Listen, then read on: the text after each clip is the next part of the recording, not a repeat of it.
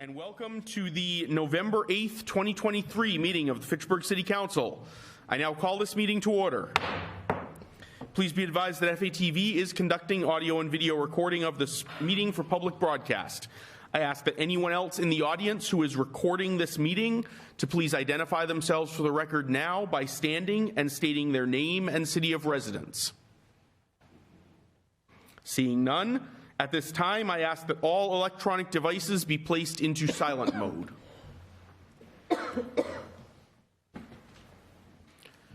Councillor Di Natale, would you lead us in the salute to the flag? I pledge allegiance to the flag of the United States of America, and to the republic for which it stands, one nation, under God, indivisible, with liberty and justice for all.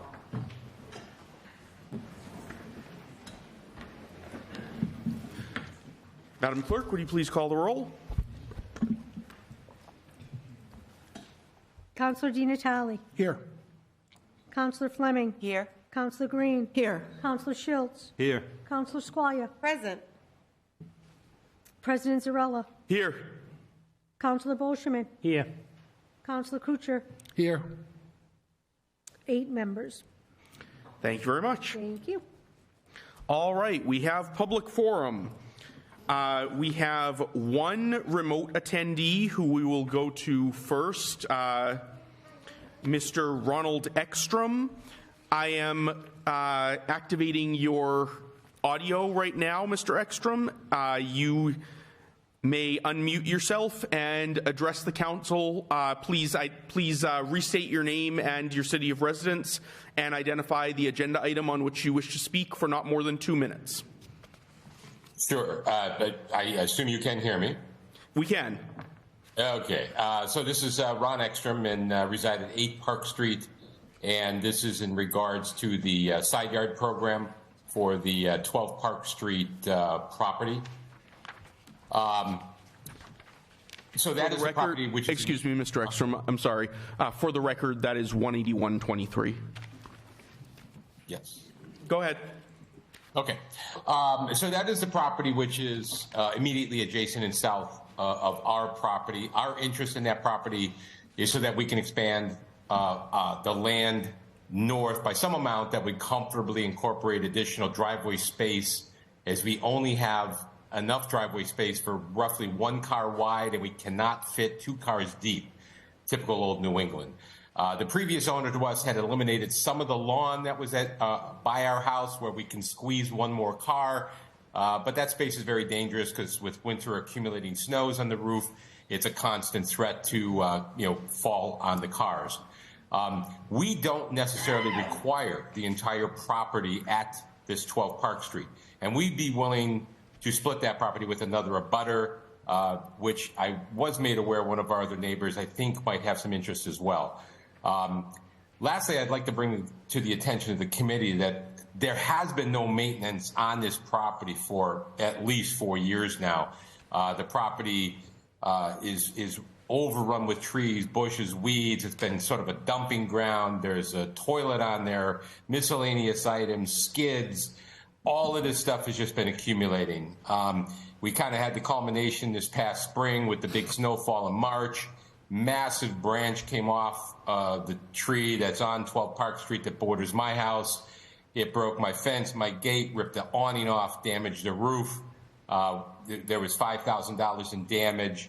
I made an inquiry to the city, but they weren't going to cover that expense. Mr. Ekstrom, I'm sorry, your time has expired. Okay. I will note for your benefit that this vote this evening is only whether to designate it to the side yard sales, not to decide who it will go to, so you will have an opportunity to provide that additional information to the side yard sales committee if that is where the council sends it. Okay.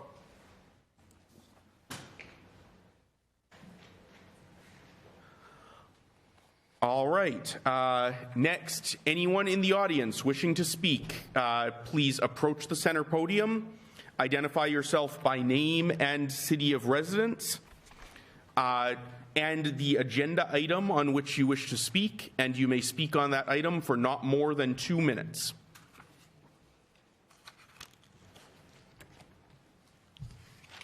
Jacqueline Wetchy, Fitchburg resident, agenda item 5. We have a big deficit and many needs.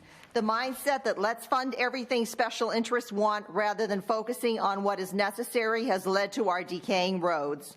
Under the current administration, the percentage of the tax levy borne by residents has increased, and now the Agricultural Commission wants to permanently remove property from the tax rolls, making the problem worse. And they want us to not just lose the revenue, but bear the cost. There are residents of Ward 3 with means who are willing to buy the land and preserve it through the private sector. A good model comes from low-tax New Hampshire. In Milford, Russ and Jerry Dickerman donated 125 acres to the Monson Reservation. The town required the developer of a subdivision to donate another 47 acres. In Massachusetts, many enjoy properties managed by the trustees of reservations who accept gifts of land and fund operations with dues, contributions, admission fees, special events, endowments, and occasionally, but not primarily, grants. Their properties include community farms and gardens. The private sector Mass Audubon Society also owns many properties. Earlier this year, I hiked at Sheldrick Forest Preserve in Wilton, owned by the Nature Conservancy, which is funded through dues and corporate donations. This site provides habitat for many animals, and I was excited to see for the first time a bear in the wild.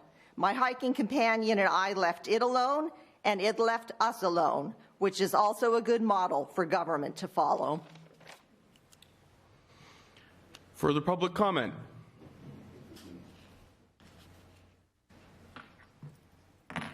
Anyone else for public comment? No? Oh, okay.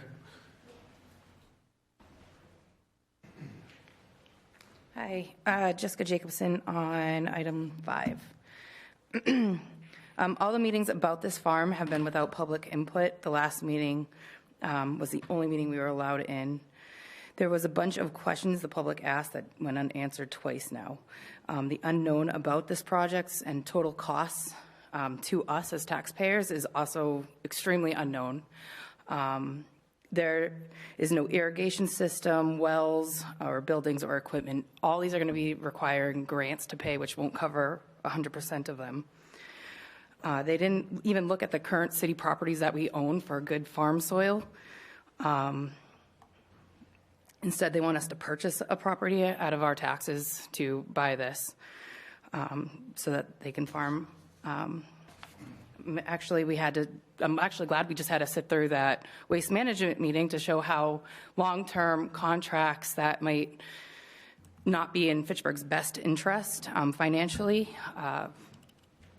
So we need to really watch our partners that we do. There's got to be other 501c that can preserve our farmland that might not overcharge the current immigrants they do like they do in the flats. So it's a 501c that overcharges them, and I think we should look into other organizations that can do very similar things. The unknown cost of the last presentation. I hope they're answered in this presentation, but there was a lot. And then also, a lot of unknowns about the contract with World Farmers. For example, my grandfather's an immigrant, and he just passed away yesterday. But I don't know. So I would are they going to be in charge of who gets to use it and who doesn't get to use it? Are we going to be sitting here hours with issues because they're now saying who can and who can't use this farmland that all the taxpayers are using? Just really look into the contract, really look into the amounts of money. Thanks. Thank you.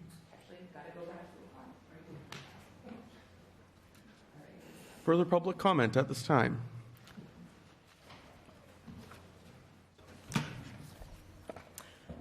Eleonora Halstead. I live in Fitchburg. I'm here for item 5 as well.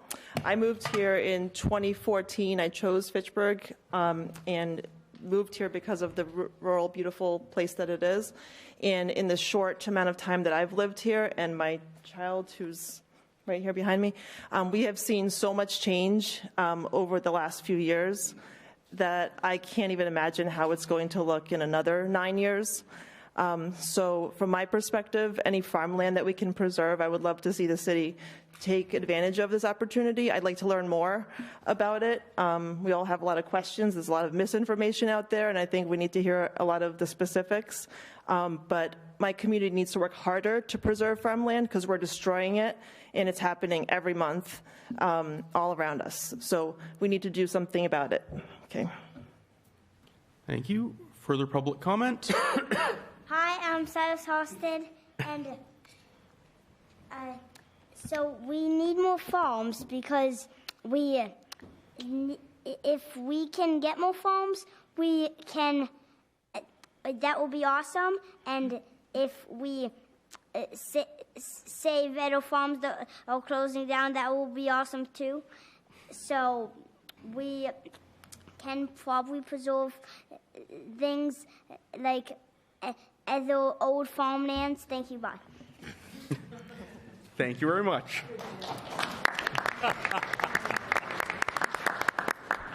No laughing. No laughing.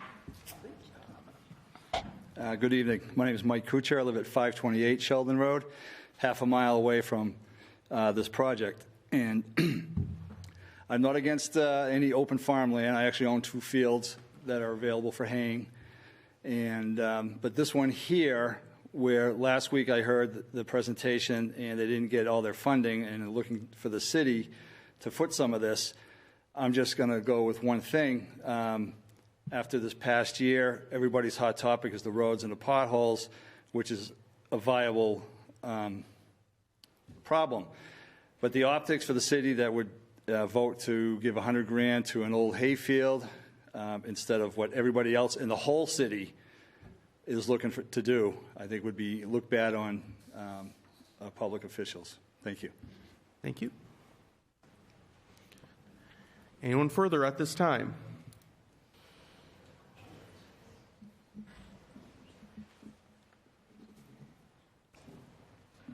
Good evening. I'm Ralph Baker, Fitchburg, and I'm speaking on item 5. I wish to express my support for the proposal, and the reasons are that we're losing farmland to development at a rapid pace. We'll need more local food in the coming years, even though we consider ourselves a city. Our food has to come from somewhere. And many of our newer residents have agrarian backgrounds, but they don't have any place to grow food. I don't believe other nonprofits are likely to step up for this particular parcel. It will not compete with our existing farms, very few of which produce vegetables for sale. In addition, I'm in favor of preserving this parcel because it's in a neighborhood that has seen such a dramatic increase in residential development. Preserving farmland, woodlands, and wetlands is consistent with our open space and recreation plan.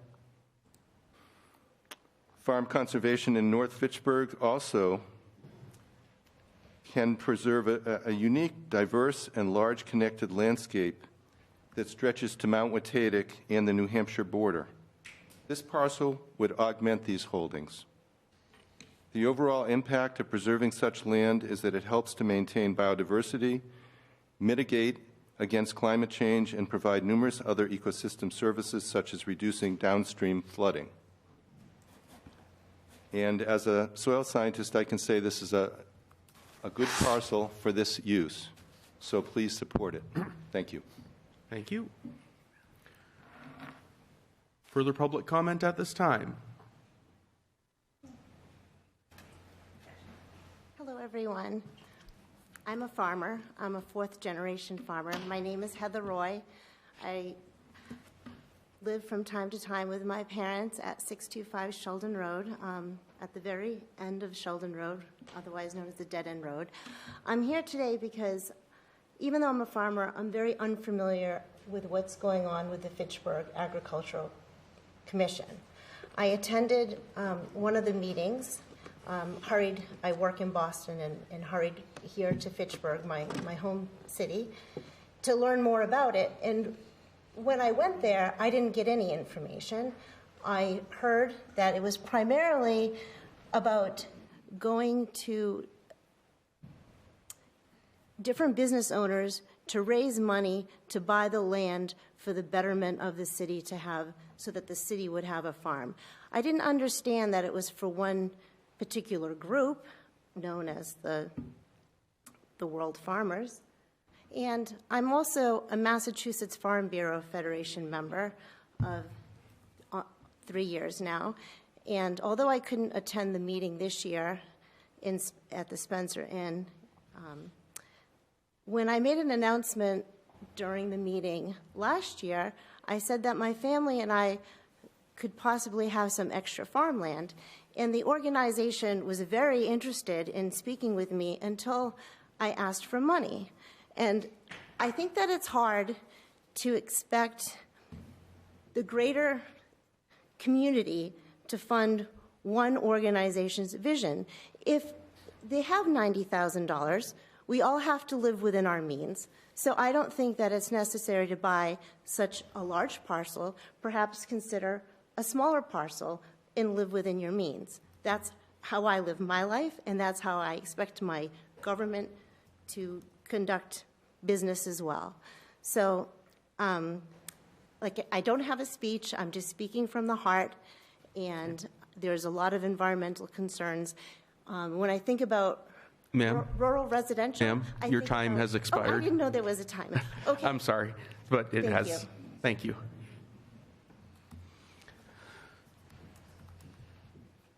Hi, I'm Sharon Romano. I'm a resident of Sheldon Road, probably in a budding property, or if not, directly across the street from where this is all planning to be happening. We don't have a lot of information about what this vision is or how many people that are going to be coming to our neighborhood. As they mentioned, our neighborhood has developed immensely over the last few years, about 18 new houses around the block, I think. For starters, we've got some great new neighbors because of that development, and we're appreciative of that.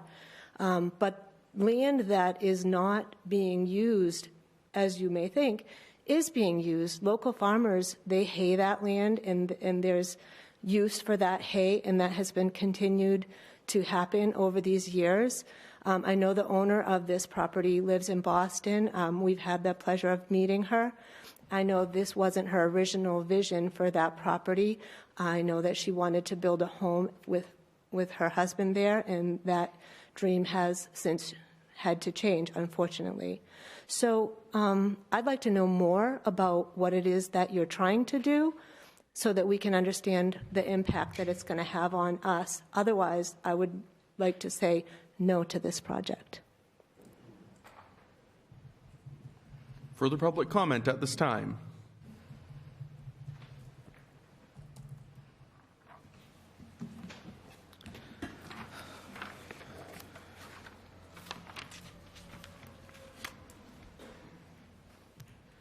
I'm Eileen Sheehan. I live on 227 Stickney Road, right down the street.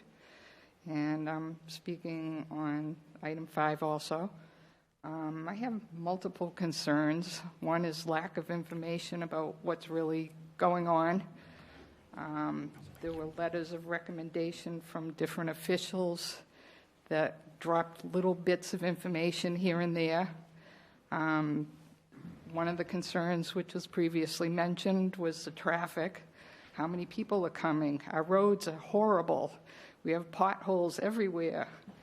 And we also got our streets became scenic routes, and we have trees ready to fall down, but we can't cut them because it's a scenic route. I'm not happy about World Farmers. It doesn't seem right that all the citizens of the city have to put their taxes, both the government agency that's granting this and the city funds come from us, and they're designating that we can't use it. It's only for immigrants and refugee farmers, from what I've read. If you've got more information, I'm willing to listen to it, but I think it should be open to anybody who wants to farm. And we have no idea of the cost. They want to open more fields. They want to rid some of the land of invasive species. They want to put paths in. They want to put bridges in. They want a porta potty. They want sheds. Where's all the money coming from? It's coming from our taxes. We need to know more if we're going to fund this forever. And it's a long-term contract with World Farmers. And we're just going to end up like Waste Management.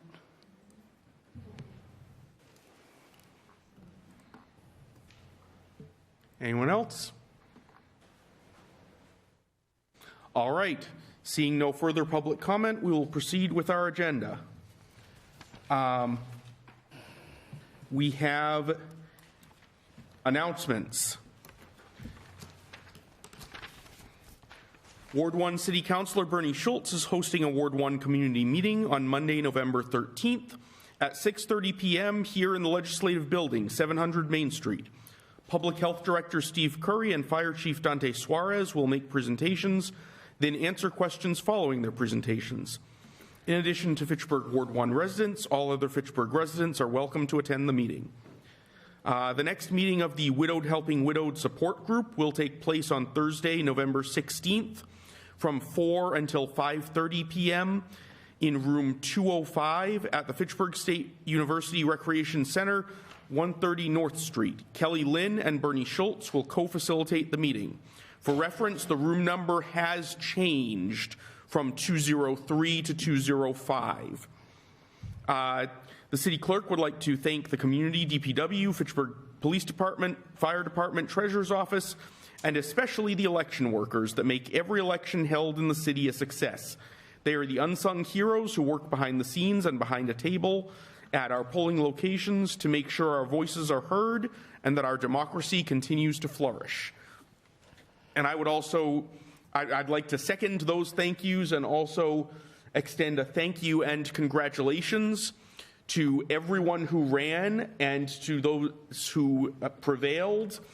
And I do mean congratulations to everyone who ran, not only those who prevailed, because it is not a simple task to run for office in any city.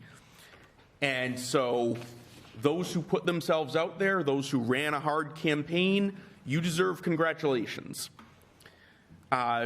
And for those who did prevail, I look forward to working with you all next year. We now have the report of the Appointments Committee. Councillor Kuchar. Thank you, Mr. President. The Appointments Committee met earlier this evening. We took up a few new appointments. First appointment were new appointments to the full-time student police officers to the Fitchburg Police Department. Joshua M. Lorero Neves, Florencia J. Rivas, and Jacob N. Boyven. Join me. Welcome, Chief. Good evening, Mr. President, councilors. It's always a great pleasure to present to you new police officers coming into the city. As I said earlier this evening during the Appointments Committee, we're very fortunate that we have these three candidates wanting to become police officers in the city of Fitchburg. It goes without saying the challenges we have today attracting young men and women like this to join the forces in law enforcement. It's an extreme challenge. And we're very lucky that we were able to find these three individuals who want to become Fitchburg police officers. Their journey starts next week with confirmation through the Appointments Committee. Their journey starts next week where they attend a 24-week police academy. Once they're done that, then they will join the ranks and begin their training here in the city as Fitchburg police officers. But it begins this evening. It begins this evening. Welcome them to our community. Their families here to join us. And it's now our job, my job, to make sure that we give them the tools to be successful. I'd like to thank the council for always supporting our department and bringing on new talent like this. We do have a long way to go, but this is a step in the right direction, and I'm very grateful for your support. Thank you. Thank you very much. Mr. President, it's important to note that it was approved unanimously, these Yes, three gentlemen, thank you. these three And officers. I would like to ask the council if you would be willing to put forth a motion on these items specifically before we hear the rest of the report, because I know our candidates have been waiting here a while now, and we would like to. Move to approve the report for our full-time student police officers. Second. Mr. I have a President, motion and a second. On the motion? I'd like to ask the chief a question. Raise my hand. After we have a motion and second on the before us right now. Oh, that's why I raised my hand for. Then the council to my right interrupted me. Withdraw the motion? All right, Counselor, your question? Chief, Yes, sir. I overheard you say I was here earlier tonight talking to the young man back there. You said something about these people from Fitchburg? Yes, they are. Yes, one is a current employee. She's one of my dispatchers, but yes, they are. And I know that makes you happy, Counselor. That does make me very, very happy. You don't understand. I just got to warn you, we're working off a state list now, so we're expanding our horizon, looking for candidates to come into the city. But what you see here are Fitchburg residents. They went to school here, and we're excited about them joining our ranks. And I know the young lady over there, that's her folks right there. So, and I told them I was going to tease her. That's why. I wouldn't expect anything less. Thank you, Mr. Thank you. And I'll just chime in and note on this item that a benefit potentially of pulling from a larger list and bringing in our candidates even from outside the city is that they will become invested in this community and hopefully want to move here. I'd just like to make one comment on the way we select police officers. Across the nation, there's a shortage. There's less interest in becoming police officers and joining law enforcement. And I know some communities are lessening their standards. That's not happening in Fitchburg. We're maintaining our standards. If not, we're asking for even more of our candidates. And what you see in front of you is that, more than what we expect out of them. So, we've come to expect nothing less of you, Chief. Thank you. Renew my motion. All right. Second. I have a motion and second to approve these appointments. If there is no objection, it is unanimously approved. Chief, would you like to introduce them and have them sworn in? Absolutely. Florencia, please step forward. This is Florencia Rivas. She has been, as I said, she's been one of our dispatchers for several years. Joshua Boyven.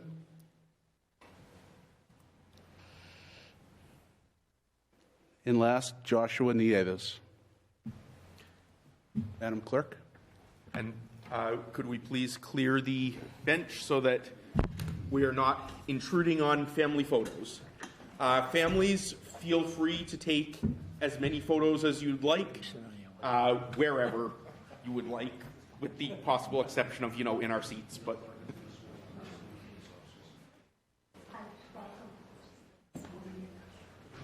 if you can raise your right hand and you're going to repeat after me. Do you solemnly promise and swear, or I solemnly promise and swear, I solemnly promise and swear that I will faithfully and impartially, that I will faithfully and impartially, and to the best of my knowledge and ability, and to the best of my knowledge and ability, perform and discharge all duties incumbent upon me as a Fitchburg student police officer for the city of Fitchburg. So help me God. Congratulations.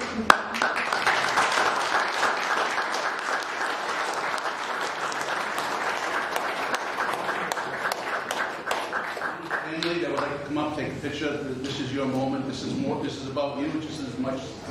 So you please come up, take some pictures with your loved ones.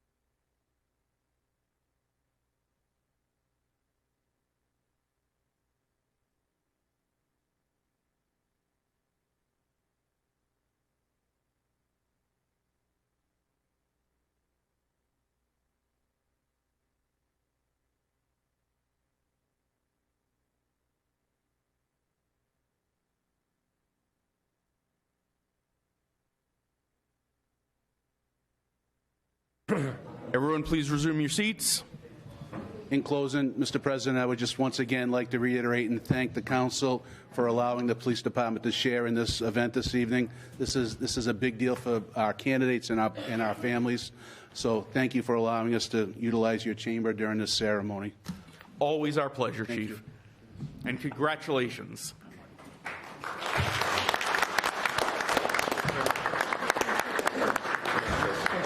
Thank you, ma'am. Welcome aboard, yes. Thank you very much. Happy to have you.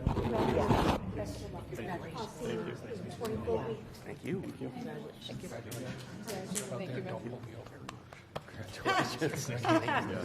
Congratulations. Congratulations.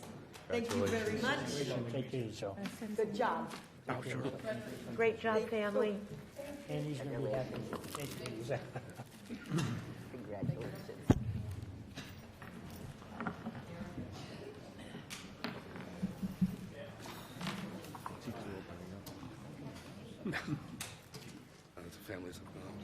Bye-bye. Good to see you. Thank you.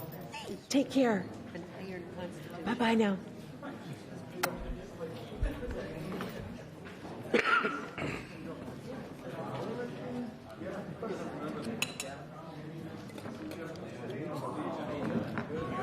Oh, I got to get my minutes straight.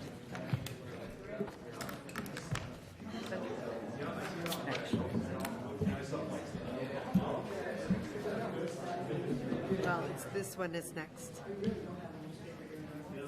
Oh, all right. I can answer some questions. What are you?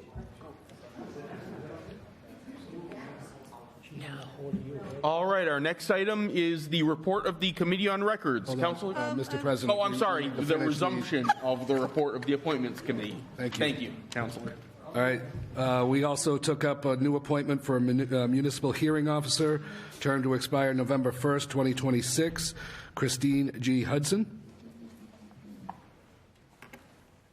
And she was approved unanimously. Good evening again, Council. Good evening. Welcome. Does the council have any questions for me right now in terms of what the position is? Would you like to just give us a brief introduction? Sure. Again, my name is Attorney Christine Hudson. I'm a licensed attorney here in the Commonwealth. I practice probate and family court primarily. I also teach at Fitchburg State. I teach the moot court program and have been invested Zarella, you know that. I've been invested in the moot court program for a number of years. I'm a longtime Fitchburg resident. I've been living in Fitchburg since 1995 continuously, and very invested in seeing the community move forward. I was asked to apply for the municipal hearing officer position, and I welcomed the opportunity to do so. My schedule does allow for that kind of commitment, at least on a part-time basis, to the city of Fitchburg. And my skills as a litigator make me a prime candidate for that kind of a position. Having taken the training course, I think I'm very well qualified.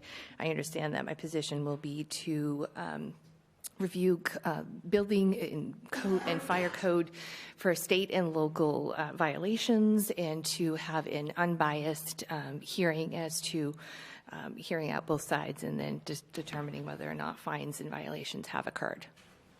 Thank you very much. Any questions from council? Councilor Brochman. You were talking before earlier when I was here at the committee, but I couldn't hear you that good.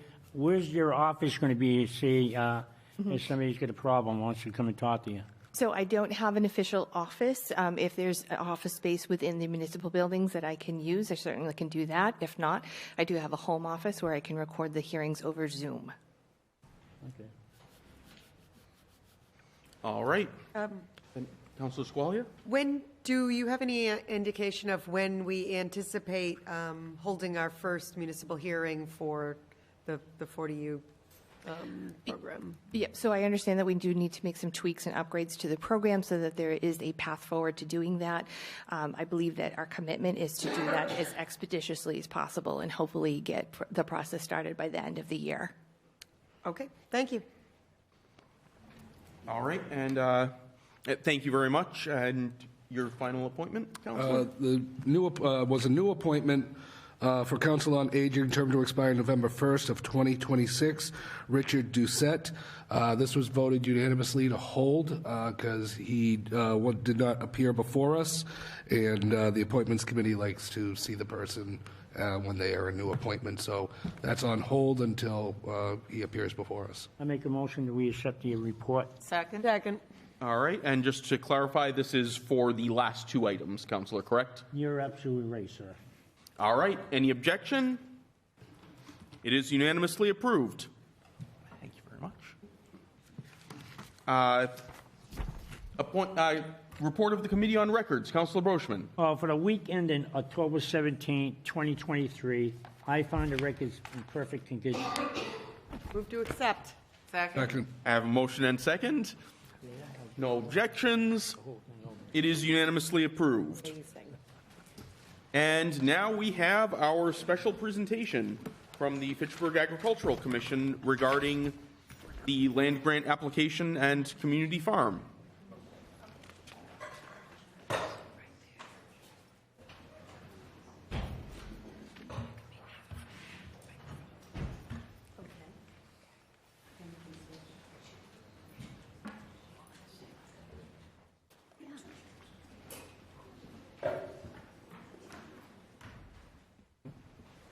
Good evening, councilors. Good evening. Thank you for giving us the opportunity to present the Agricultural Commission's Farmland Conservation Project to you all. I'm Jennifer Barlow. I'm the Secretary of the Agricultural Commission, and this is Evan Halstead, the Chair, our advisor, Janet Morrison, and also with us is Ingrid Wheeler, Commissioner Ingrid Wheeler, and Commissioner James Mamani in the back. Earlier this year, a new agricultural commission was assembled, and we started meeting in April.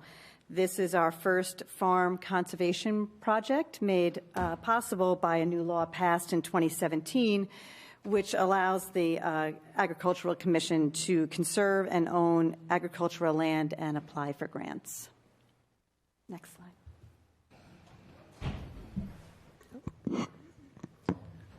So these maps show a 47.8 acre parcel of land located in northern part of the city in a traditional farming area. The property has been in Chapter 61A for many years. There are 15 acres of open fields with prime agricultural soils on the northern upland part of the property. There is also prime forest land on the southeast part of the property. A quarter-mile length of Sheldon Brook flows down gradient across the prime forest land, eventually ending at Phillips Brook. The stream does not cross the farmland, so there is no risk of flooding from the brook. Also notable, the land is highly rated for climate resilience by the Nature Conservatory, so that's the map on the right. The map on the left shows the soils. Next slide. There are many good uses for this land, such as agriculture, recreation, and education. The farm fields provide habitat for songbirds, pollinators, small mammals, and birds of prey. In addition to farm and gardens programs, the forest and brook can offer opportunities for environmental education. Next slide. The farmland will provide opportunities for farm and garden educational programs, as well as community gardens if there's sufficient interest. Members of the Agricultural Commission met with Fitchburg Public Schools Community Liaison and 21st Century and Unified Arts Director, who were enthusiastic about working with the AgCom and local nonprofit organizations to hold educational programs at the community farm. We've also discussed with collaborating with Mount Wachusett Community College's agricultural degree program to provide opportunities for students in their program to complete their practicum requirement.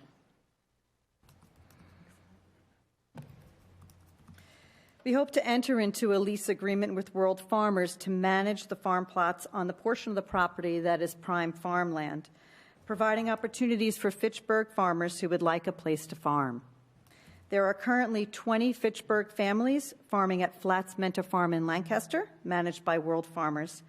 One of these farmers is James Mamani, a member of the Ag Commission, who has been farming at Flats Menta Farm for 10 years. The farm will be open to all. We will refer all interested residents to World Farmers, who will evaluate them for their program. We'll hear more about their program in a few minutes. We hope you agree that conservation of farmland in the city is important for many reasons. One, the opportunity to grow their own food means greater food security for Fitchburg residents. Two, locally grown food is generally healthier and more nutritious than food sourced from somewhere else in the country. And three, conserved farmland helps to protect the environment by retaining natural ground cover, which is more resilient to extreme climate events. Preservation of the green space will help to moderate stormwater events and maintain biodiversity. Fitchburg community farmland acquisition budget would be such. The land grant program has awarded the city 70% of the total cost of acquiring the farmland. The land grant program is a reimbursable program, and Fitchburg has the highest rate of reimbursement in the state, along with similar communities. We have a plan for the balance of the funding, which is shown in a more specific budget provided to the councilors. Funding for management and maintenance of Fitchburg Community Farm. So this would be ongoing maintenance and operations of the farm. There's lots of funding resources, especially with our relationship with World Farmers. There's federal programs, state programs, nonprofit, private donations that we can pursue. We have the Agricultural Preservation Fund that we established. I think the list is actually longer than what we have on the slide here. And I have personal experience also on my property with working with EQIPS, the USDA, so I'm familiar with the process for many of these contracts. Next slide. So there's been much speculation and misinformation about the Fitchburg Community Farm, and this slide is our attempt to address some of those. So we've seen the claim that the Fitchburg Community Farm would only be open to immigrants.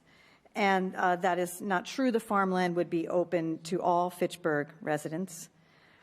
It's been speculated incorrect. Excuse me, there's no comment from the gallery. Thank you.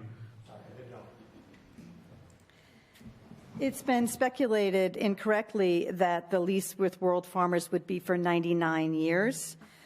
We've not considered any lease for so long a period of time. There's currently no lease or contract, and any lease would come before the City Council for approval. We've heard an opinion that conservation of farmland is not important, and as we've seen, Fitchburg's farmland is being developed at a rapid rate.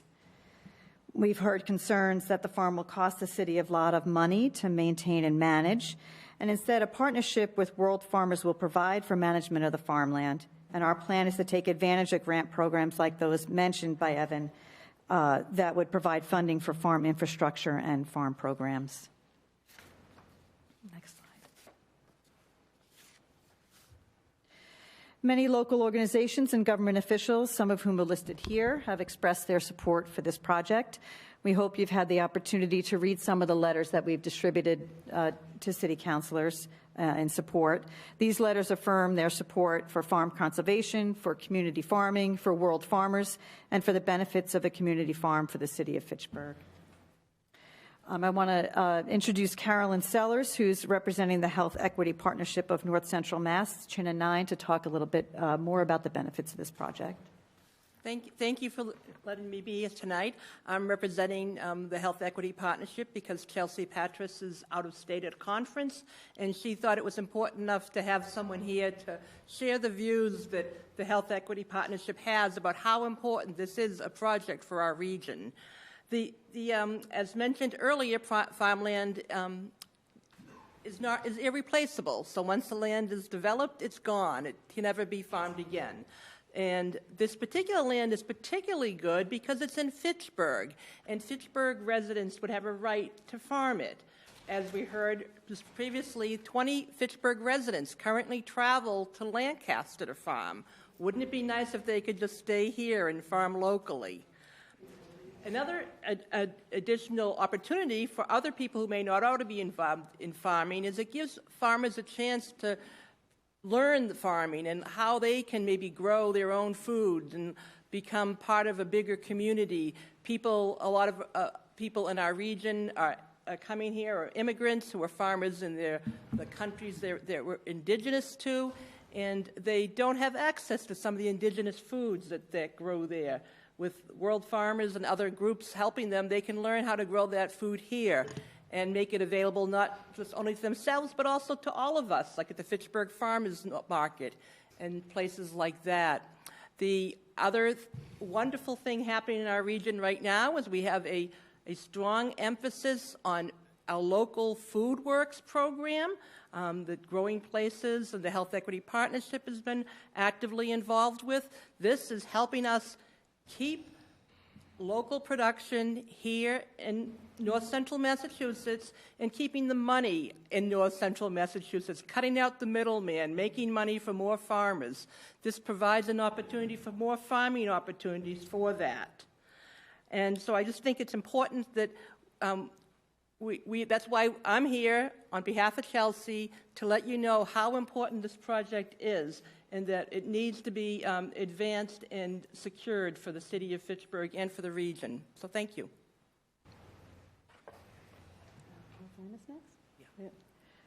We'd like to ask World Farmers now to come up and make their presentation.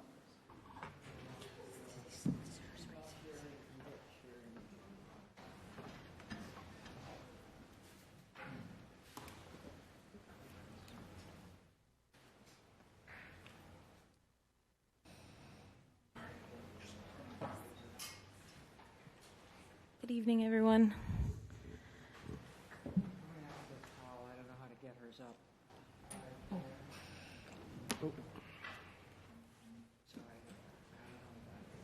No worries.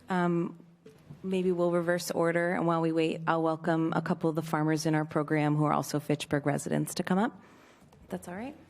Sure, go right ahead. James Mamani, who is also or Carolyn Tondi is going to go first, Fitchburg resident. Yes, good evening. My name is Caroline Atandi. I live in Fitchburg. I have been here for 10 years, and I'm a farmer.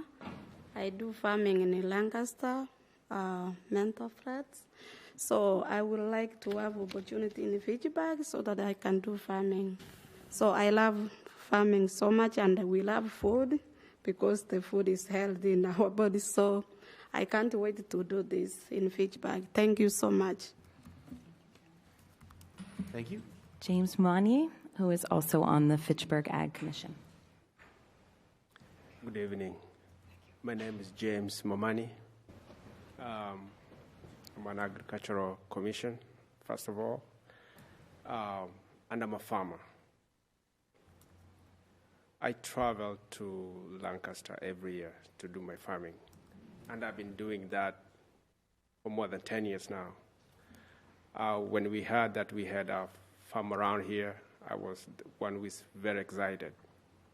I live in Johnson Street in Fitchburg here with my family, and we always go there to do farming. So this opportunity which we got here is one of the,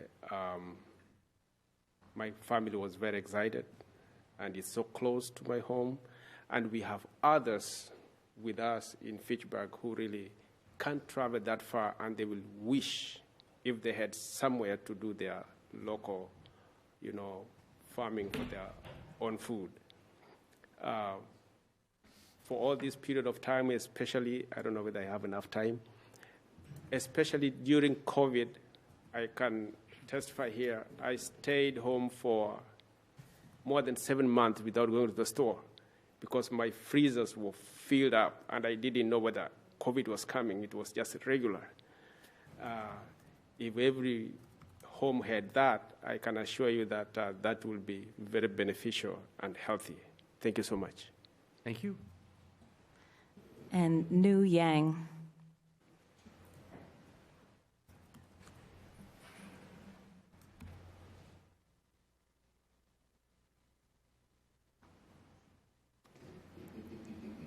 Thank you. Good to see everyone. So, I'm the Fitchburg resident. So I farmer. I be a farmer in the World Farmer for officially farming for 20 years. But before that, we do for family use only. But we be a official farmer in the flash metal farm for 20 years. So we very happy. The world farmer help us so much. And before that, we are immigrating from Laos, so we never know have the farmer market. So we say we farming, then we go to sell vegetable in the farmer market. We so interesting. We so happy to it. So we very appreciate it. For the farmer help us to farm it. So I very appreciate it. Thank you. Thank you. Thank you, everyone. And I'd like to also introduce our Executive Director, Henrietta Isaboke, who's at the other table. World Farmers, we're a 501c3 nonprofit. And we were formed in 2010, but we've been around since 1984. So World Farmers is very, very unique in this way, where the way it was formed out of significant need. New just spoke about being with the program for 20 years. He was in the first collection of farmers back in 1984, and actually in 1983 is when it truly started, with a Hmong refugee approaching an immigrant farmer asking to use a bit of their land. I found out much later, after working with World Farmers, that they had gone to multiple other farms and farmers throughout Lancaster and throughout the north central Mass, and everyone had denied them. And so this immigrant farmer said she'd only owned the land for about 3 years, and she welcomed this individual onto their land to do a bit of their own production. And the year following, 1984, the farmer came back with many other family members and said, "Can we use some of your land?" And she said, "Yes, but let me put you over here." And that was in 1984. And this is Flats Mentor Farm, our main farm site and our founding farm site. And from there, it only grew. Within 10 years, there were 190 Hmong family farmers on the land. And at that time, only about, my cursor doesn't work. Only a quadrant of the land was in use at the time. It was still also being in production for corn for cows. And after a while, our founder had realized that what was truly needed to be able to provide true support to farmers and really build farming businesses were the types of market support that New just mentioned. And so that began in about 2002, and then 6 years following, she realized that the only true way to support farmers was to form a 501c3, and that is the only reason we formed in 2010, to be able to fund individuals to be a stronger support system for the farmers in our program. We offer individualized support. We've been around for quite some time, as I've mentioned. I just wanted to highlight some of the partners that we work with. We have a very close working partnership with UMass Extension. I was actually just on a call with them at 3 o'clock talking about crop insurance options. But they do biweekly scout visits to assess pest impacts and support farmers in pest management practices that are all organic. We do land access work, so partnering with the Fitchburg Ag Commission is an incredible opportunity. We also already partner with land trusts. We hold leases with MDAR, and we've also facilitated leases to be held directly between the farmers and landowners, including MDAR.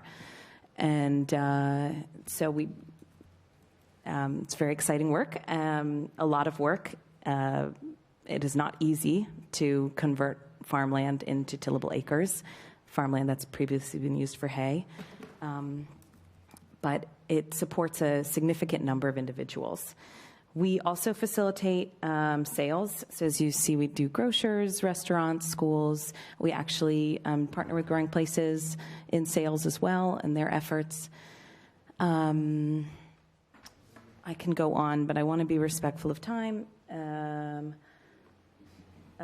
This is our founding land site. It is on what's called a floodplain, and that means that it floods every year. Every spring, it floods. And it'll never not flood. It's never not flooded. So what's beneficial about that is it brings incredible nutrients onto the soil. What's detrimental to that is for wet seasons, we keep flooding, which is what happened this year. Anyone who was close to Leominster knows the impacts of a wet season on any land. And so we do flood every spring, but it usually recedes. In a year like this, it did not recede, and there was total devastation for the farmers on the land.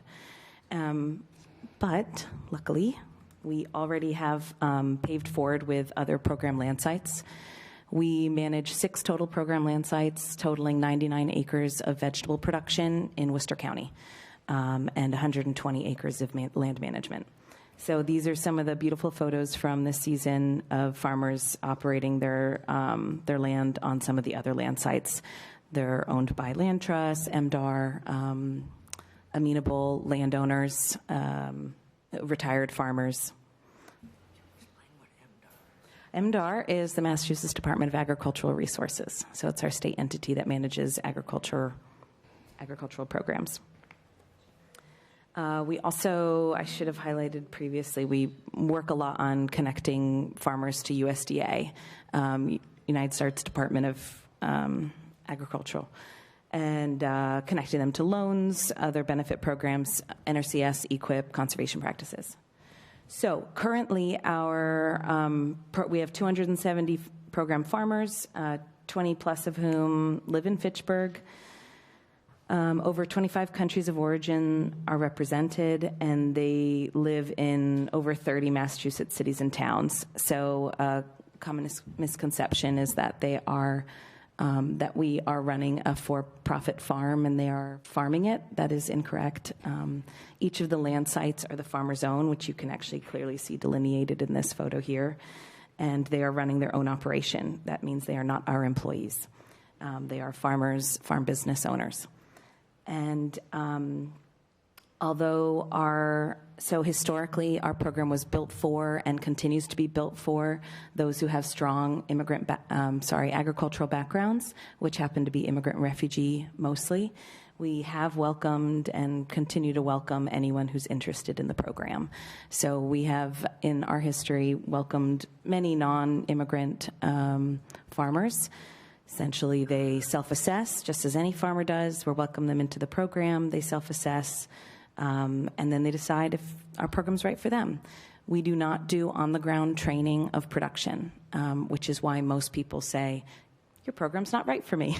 So they move on to places like Growing Places that do garden demos or other beginning farmer programs.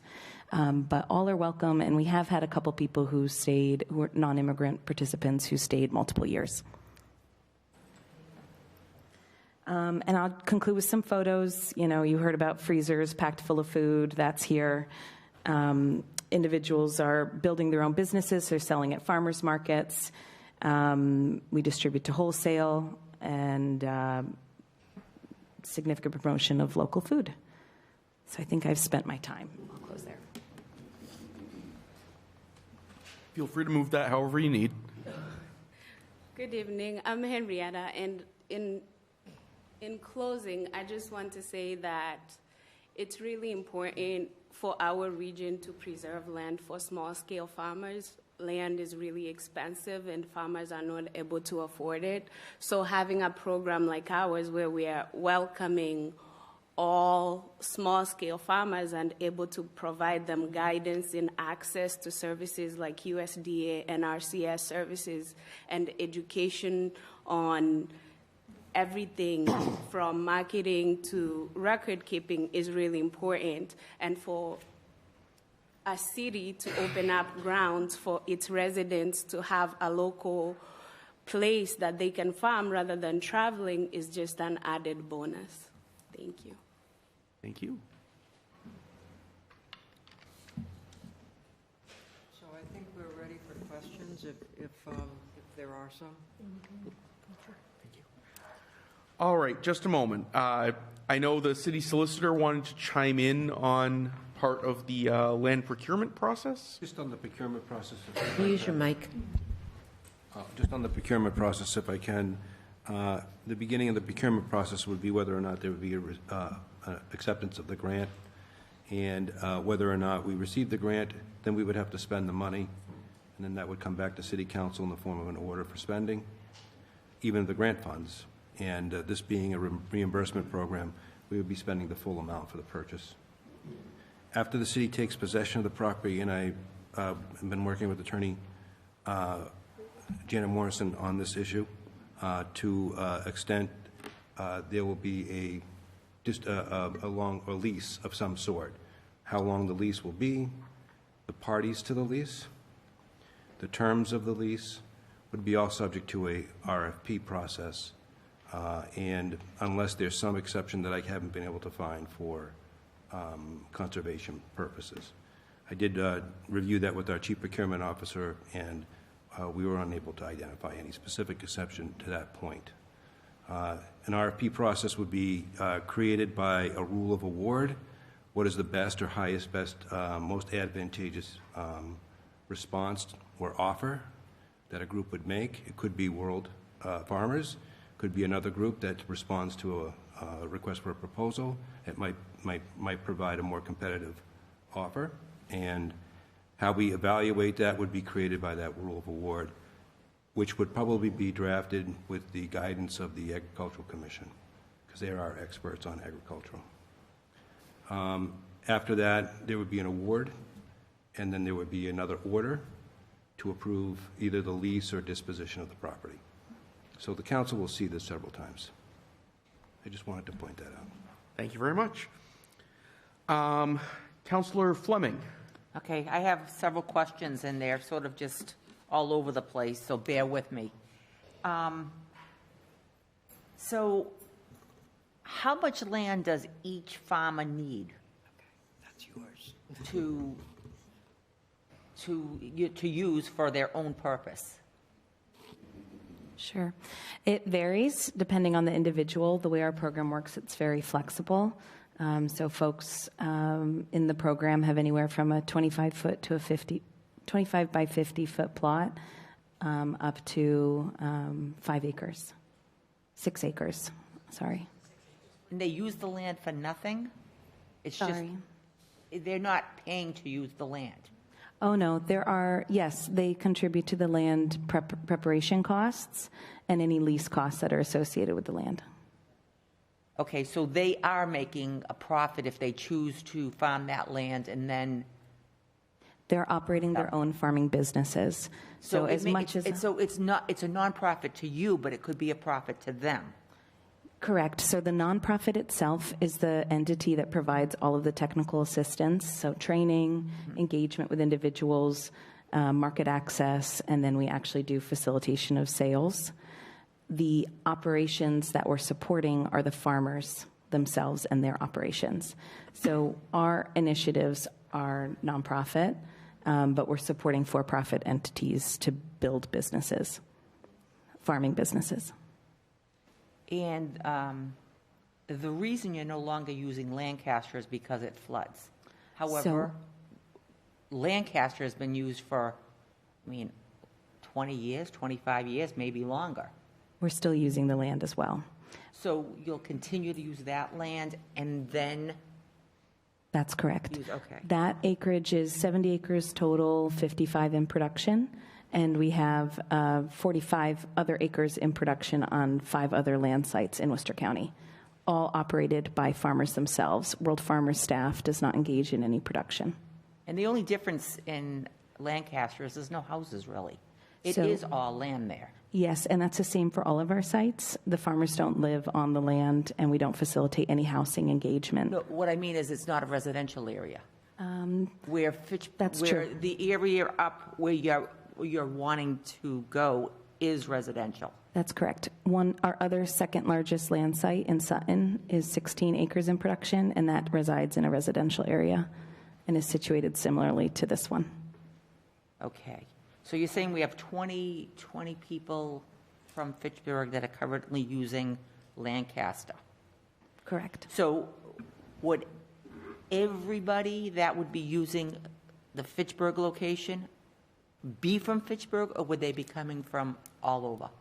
The land will be first offered to Fitchburg residents, not only within our program. As was mentioned, it's a open opportunity.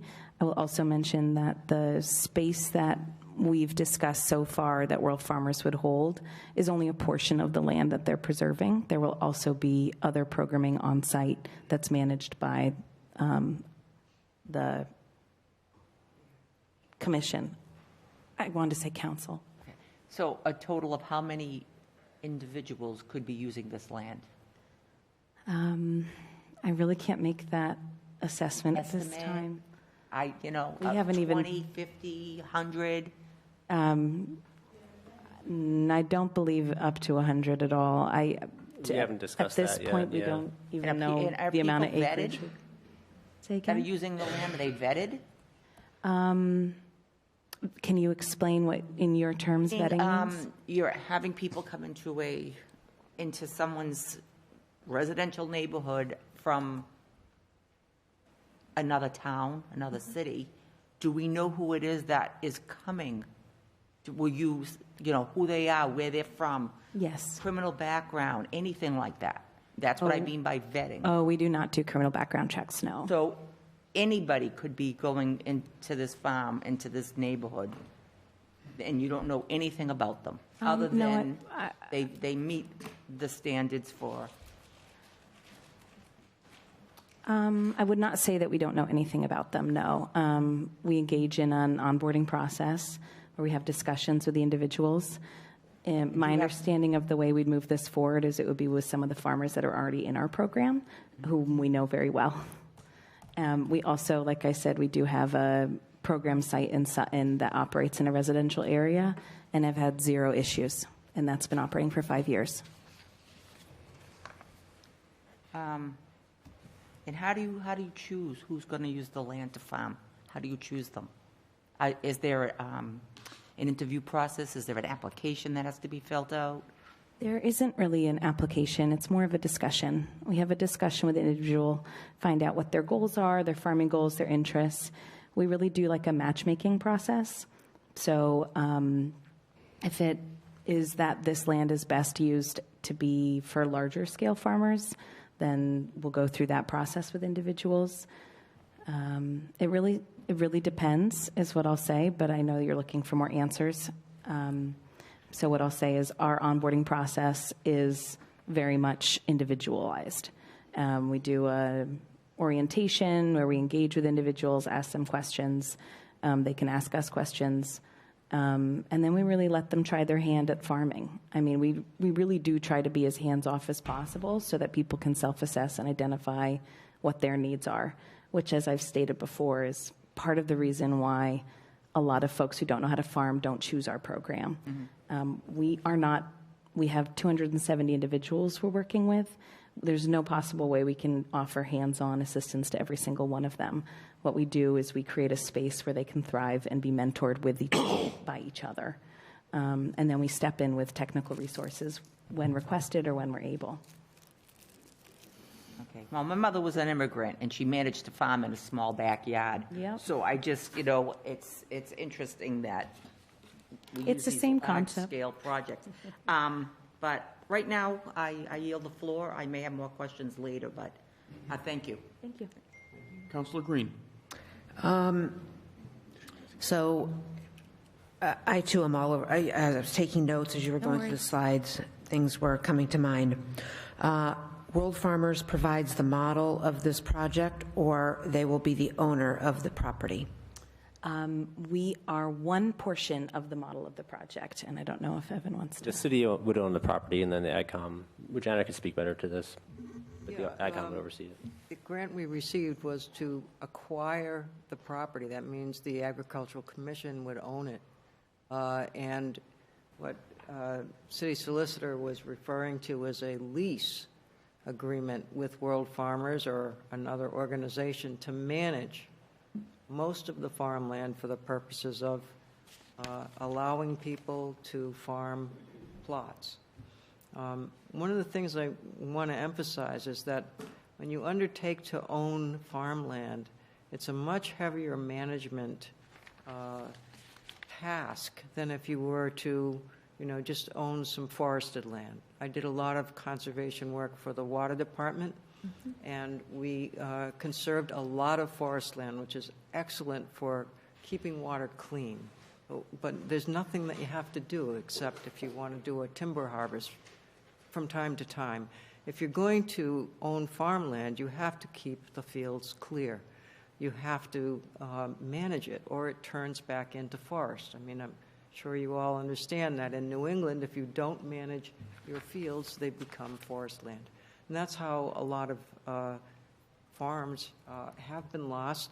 They've also been lost by residential development.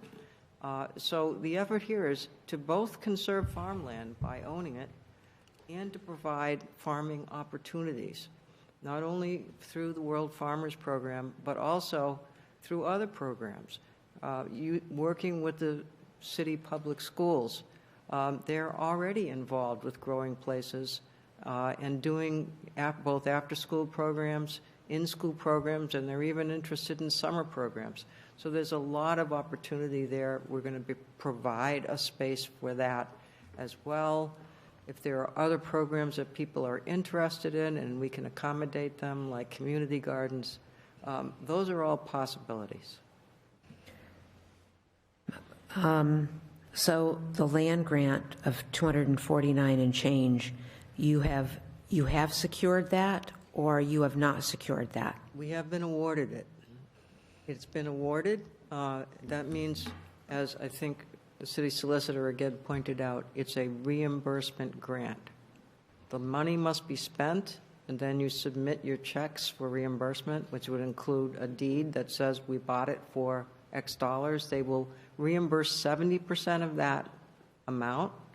In addition, they will reimburse 70% of what we call due diligence, a title examination, a survey if required, a baseline report. These are all requirements of the land grant program. So yes, in a competitive process, and the land grant is the most competitive conservation program the state runs, we were awarded a grant. I guess I love the fact that we're not going to have development up there, first and foremost, because I do believe that open space, green space, forest farms is important. My concern is, would AgCom ever look at this as a phased project so that it could be laid out step by step and in phases with approval as you move forward with, like, okay, you've secured the land, this is ultimately what you'd want to do with it, phase one, you know what I mean, the survey, and we're going to set so much aside. 15 acres isn't really a lot of land when you look at the land use down in Lancaster, and the fact that if we've got 20 already in place, that's less than an acre per of each of those farmers, and that's already to the people in place. That doesn't open it up to any of the other residents in Fitchburg who may want a plot to do their own hobby farming or whatever they choose to do there. And the fact that there's no water source up there has me highly concerned, where you've got so much water in Lancaster and no water here. Once you have the property, what is going to be the continued funding source, not the city of Fitchburg, to get water and to maintain the property up there to the farmers that are in place? Yes, I think exactly what you stated is what would be the plan.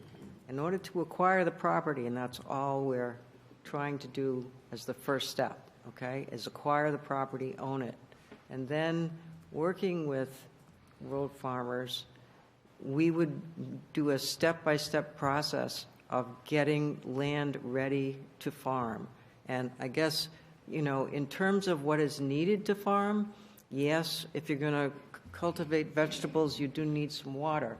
But if you recall that slide that we presented, there are multiple programs, both federal and state, that are extremely interested right now in urban agriculture. There's an Mass Department of Ag Resources new urban agriculture program, and it includes funding for acquisition. So there are programs that help to manage farmland. Our Ag Commission Chair uses some of those programs, and so does World Farmers. It's the NRCS, Natural Resource Conservation Service, again, a federal program that assists farmers in getting the infrastructure that they need. And I'm sure that Jesse's going to be able to speak a little bit more to that. Sure. Specific to the infrastructure improvements, NRCS has a program called AMA. I don't remember what the acronym stands for, but it is a program that's specifically allowable in Massachusetts, and that funds things like well development. So we've utilized it in the past to expand an existing well, and we're going through the process now of utilizing it to put in a well at another land site. And it funds the project. It's a federal program that's available to all farmers, any farmer. Is your ask tonight just for us to approve? We're actually not taking a vote tonight, Councillor. This is just a presentation. Okay, all right. Then I'll move on to, besides grant funding, what is the other source? What is your other revenue source that you'll be utilizing besides grant funding? Where, if there's no more grant funding, how do you continue to operate? So that question is for me and our program. So for World Farmers, we operate off of grants in terms of staff support, just like any 501c3. But all of the businesses and the operations operating off the land by the farmers are just like any normal farm business. So they're operating their own farm businesses. And so any expenses that they incur for their business operation are their own.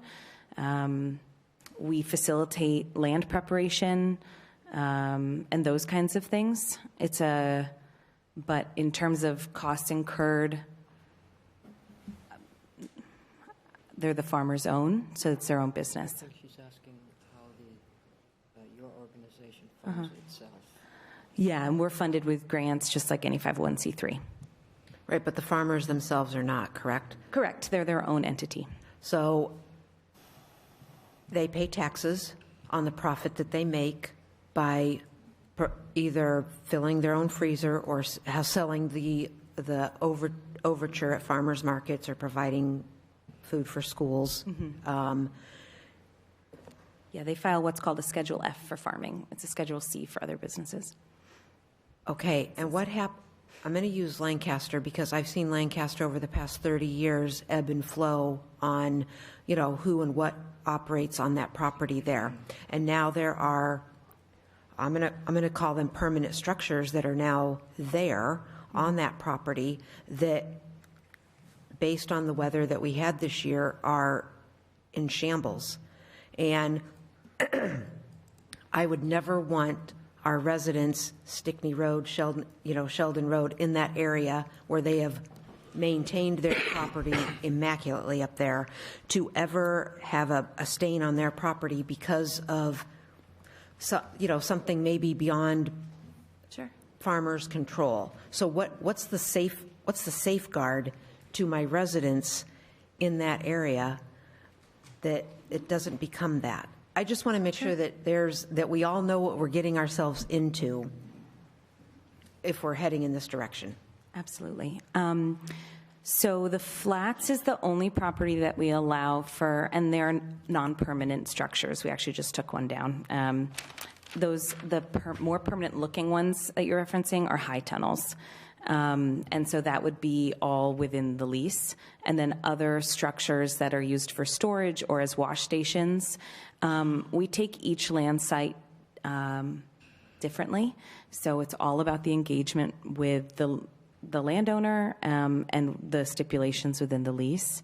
And so we've already discussed some of these considerations if World Farmers was going to be able to move forward with holding the lease. And we would be sure to put any types of structures for storage, wash station, equipment storage tucked behind the first forest line that you see, that you could. on the map. So these are all considerations that we've already discussed and would make sure that we uphold some nice picturesque kind of feeling to the. What is your consideration on the amount of lease that you would be seeking initially? Are you looking at, like if we say 3-year lease, is that doable? Are you more like, oh man, in order for us to make a commitment, we're going to need a 10-year lease, 15-year lease, 20-year lease? I mean, obviously, the larger the lease, the more secure the land and ability for us to really invest more. But yeah, I think that if you guys felt comfortable with the starter 3-year lease, then that's what we would have to work with. Thank you. I yield the floor. Thank you. Councilor Squalia. Thank you. I have a number of questions from residents. The first to start with the cost. So we have a grant that's been a land grant that's been awarded to us for $250,000. And so can you explain the cost of acquiring the land? We have in the grant a negotiated price of $360,000 for the land, but the assessed value of the land is $143,000. And then if you look further in the assessment, it notes special credits of potential of $75,000 appraised value, hay at potential appraised value of $78,000, and a non-production value of $78,000. Added all together, it gives you a total of $295,000 value. Can you explain where we get how that potential values work and how we negotiated $360,000 for that with a maximum grant of $250,000? Okay, I'll take that. The agreement we have with the owner is to pay the appraised value. So when we submit a land grant, we must submit an IRS qualified appraisal from a certified general appraiser. This is a very high-level appraisal, and it came in at $335,000. It was submitted to the state with the application, and that was the agreed-upon price. So the rest of the money you're looking at is what we call due diligence, which is required before we close and own the property. Again, a requirement of the land grant program. We have to have a certified title. We have to have a survey of the property. We have to have a baseline report, meaning it's a report that says what's the condition of the property right now. So all of those things have to be done according to the land grant program before we close. That's the additional funds that you see in the budget. So it's the appraised value kind of includes these potential values for the land. What you're looking at is a Chapter 61A part of the tax card. So the farm property is currently in Chapter 61A, which is a tax assessment program for people who own open space, and it provides a substantial decrease in taxes. The purpose of the program is to encourage landowners to keep their land open and not develop it, and that's how this land is held. So the taxes on this land are much reduced.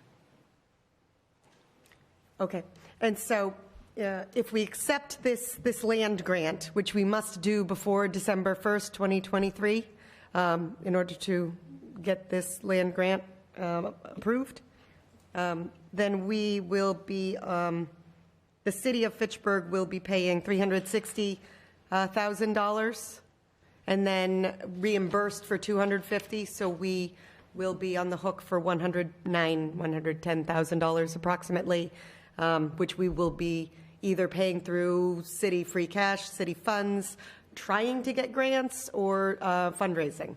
So that would be our plan for this year, but we have been in conversations with the mayor, the current mayor, and I think with Councilor Zarella. And I think our present position, because of the the financial state of the city right now is to withdraw the grant application and resubmit next year, when we can try to obtain some more grant funds to cover the cost of the acquisition. That doesn't mean that we're going to find every dollar, and I think that we may be asking the city for some money as well. But our hope is that we can cover a substantial part of that gap between what we're going to need to spend and what the grant would cover. We feel it's a very strong grant application, and then, I have talked to the state folks and told them our position, and they said, the best thing for you to do is to withdraw. You don't want to get down to June when you have to close and find you don't have the money. I would agree with that. So I think that's our present position. I think it's also important to say that, we're here because there has been so much speculation and misinformation repeated by people here today about what this project is, what we're trying to do, who we're working with, who they are.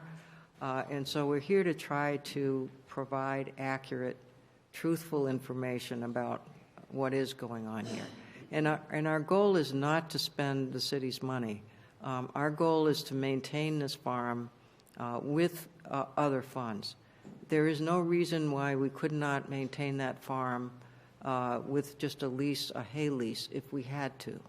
If there were no programs going on, there are people who will hay that land. And so we can perform our duty, which is to keep that land open and not let the fields revert by simply doing that. We don't have to do more than that, but we want to. And I think because our goals are ambitious and they haven't been done here before, and that's, people are not familiar with it, and they're concerned, and they have legitimate questions. So we're here to answer those questions and to provide, again, factual information, where we are with this program. It's going to be a gradual process once we acquire to get it into production. It's a step-by-step process as Councilor Green indicated. We're not rushing into anything, but the first step is to acquire the land. And there are significant pressures. When you talk about this land being residential, well, it's a traditional farming environment.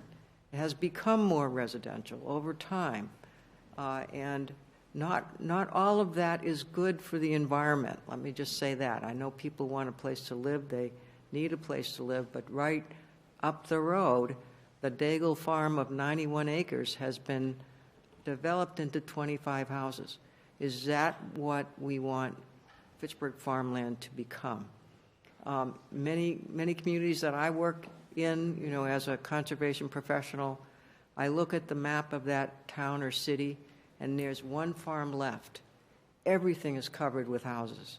We have a really unique environment in northern Fitchburg. I wish more people could really, experience it and enjoy it. It is quite unique that we have this amount of open space, which is, a lot of it is because we have 2,600 acres of Fitchburg watershed land in the middle of that area. But to preserve that land is, it requires not letting it be developed. We are in a constant battle against development. If we don't conserve it, it will be developed. There is no question about it. It's just a matter of time. So conserving farmland and providing an opportunity for farmers, those are the two objectives of this project. Thank you, and I appreciate you giving us this presentation, an opportunity for questions so that we can assuage the concerns from especially the area residents. So if we do accept this grant, the land grant, whether it be now or in the future, this will require a requirement of the grant that this land will be permanently protected conservation land. That's correct. So whether or not we lease it to World Farmers for 3, 10, 20 years, or we utilize it through some other entity for hay operations or whatever, it will be permanently protected. Yeah, that's a requirement of the land grant program. Correct. And Councilor Green alluded to water access. I don't know if that was answered. Is there water access now? Will there be wells that will need to be developed? And who pays for that? Who maintains that? Yeah, that is not the financial responsibility of the city of Fitchburg. There are programs out there, one of which is NRCS, that has programs that provide financial support to farmers to put in wells and other irrigation systems. Has this land been assessed for that? Are there wells? Will there be wells required for this land? Will there be? Yes, we would require a well, and we would not be able to move that process forward with NRCS and the assessment until a lease is established, unfortunately. But there are many residential areas and homes in the area which all have wells. The wells are feasible for the area. So that land area has been pre-assessed for ability to have a well, develop a well to provide adequate water for the needs of the farmers? I can't say that it has. I cannot engage NRCS in that process until I get a lease.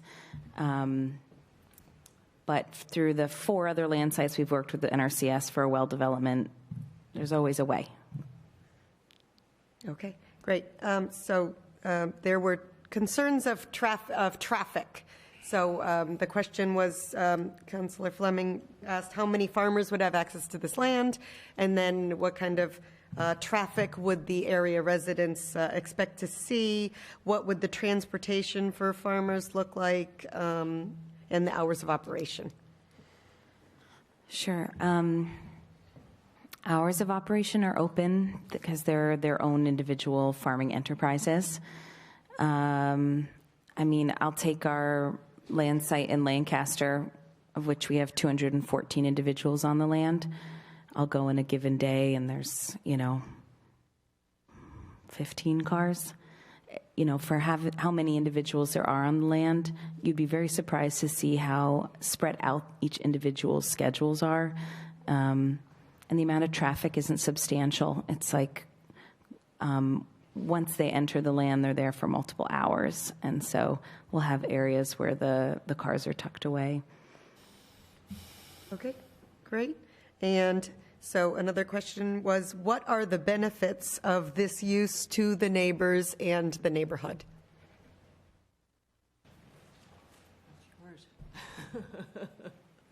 Yeah. I think it's good to see farmland used for farming. I think it's educational just to see it happen. I think it's a beautiful thing to see people grow food and utilize prime soil for the use that it's meant for, quite frankly. My wife and I have a small farm, 61A. We have a high tunnel just up the street. We have a well at our house. I see no reason why a well couldn't be used there. I think it could help bring the community together also, quite frankly, in that neighborhood. We don't have parks up in that way. We're all spread out. We're on large tracts of land. What's the harm in having people together sometimes? Farming, teaching each other, seeing how it's done. Okay, great. And then you referenced that you met with the liaison for the Fitchburg Public Schools. Was there a discussion with like Sodexo, our food nutrition services, to make that future potential connection for our public schools lunch program to provide? Yeah, we vegetables? met with actually the person who works with the food system. That was one of the people we met with. Her name is Jill Lucius? Lucius? Yes. Jill was very, very excited. And so were the other people. I think they have a wonderful program or programs already, and they see an opportunity here. And part of the opportunity is to allow children to see real farming going on. The land that they would be using for their school programs is right adjacent to where farmers would be farming plots. And I think, even James, our commissioner, talks about how his kids go to school and tell the teachers what they do on the weekends. We're at the farm, we're weeding, we're gathering the produce, and the teacher is astounded that that's how they spend their weekends. The other thing is to remember is that all of these people are working people, and they are farming in the evenings. They're farming on the weekends. They're farming when they can. I mean, James drove a truck all day, and he's probably very tired and wants to go home to bed. But, I mean, he would spend his evening with his family at the farm during the growing season. And finally, you mentioned looking into crop insurance options. It was brought to the attention that there was a number of individual losses at the Flats Mentor Farm during this rainy season. So, looking into crop insurance options for our farmers in this Fitchburg Community Farm, I think would be absolutely crucial. Yeah, crop insurance is very difficult for small-scale diversified vegetable farmers that have 10 acres or less. I will gladly stand behind that blanket statement. Like I said, I was just on a call with UMass Extension, FSA, RMA State Director, who's based down in South Carolina, and we were discussing the barriers and struggles of crop insurance options right now for farmers. That being said, some of the farmers in our program did enroll for it's not crop insurance, but it's a similar product through FSA, Farm Service Agency, and they are going through those losses claims right now, given the loss. And there is a new resiliency fund, too, in Massachusetts that was just launched. So I think there's going to be more state programs coming forward for that kind of stuff. Yeah. Okay, thank you. I'm all set. Thank you. Councilor Kuchar. Thank you, Mr. President. You indicated that you have an area in Sutton that you said is very similar to your projected project. How many people are on that? 70. 70 people. Correct. And what is the nearest roadway to access this property? I'd have to pull it up on a map. I'm sorry. I mean, do you know what road it's on? Is it on we keep to be totally honest, we keep the locations of our sites very private for reasons that I think would be clear. Okay, but you're also talking about the Lancaster. Which everyone knows where Lancaster is. So that's 117. So it's a fairly large road to get to this project, correct? Correct. Okay, so we're not talking about small scenic roads like in this project. Is that accurate? No, and for the other land sites, there are small scenic roads that lead into the. What are some of these other land sites? The one in Sutton that I'd mentioned. Okay, and but you can't give me a actual. It is the home property of an individual. It's not like land trust land, or I do not want to disclose the exact location. No, I respect that. I respect that, and trust me, being raised on a farm when I was a kid, I completely understand the need to preserve our farmland. I just don't think World Farms in this neighborhood is going to work out well.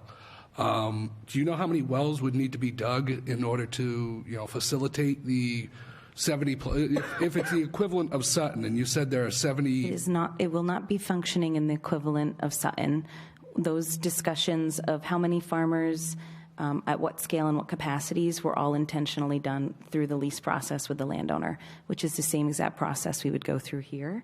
So if there was a cap of number of farmers you guys were wanting to place, then that would be a discussion we would have to have.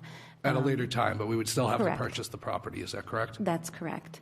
And to answer your question about wells, it would be one. We have all of our sites have been able to function with one, from 55 acres to 16 acres. But you would agree that it takes quite a bit of water to be able to raise crops. Yes. And see, my concern here is that there's all these people that are here, whether for or against this project. They all have well water. So if you have a huge draw of water coming from, from your well, from the gardens and the plots of land that you are going to be renting out, what are you going to say to the people behind you when they're out of water and they have to dig their wells deeper? My understanding of the well process is that it is rated for those exactly those determinations. So every process I've gone through for well digging with NRCS contractor, they're assessing the exact depth according to the crop plan presented to them. So we would present to them the total amount of tillable acres, even if that wasn't the total amount in our contract, so that the well would be deep enough. There's also been pathways where we've had to fracture further to be able to engage in more water sources. So all of my experience with doing wells for agricultural purposes, those are all considerations that are factored into the plan.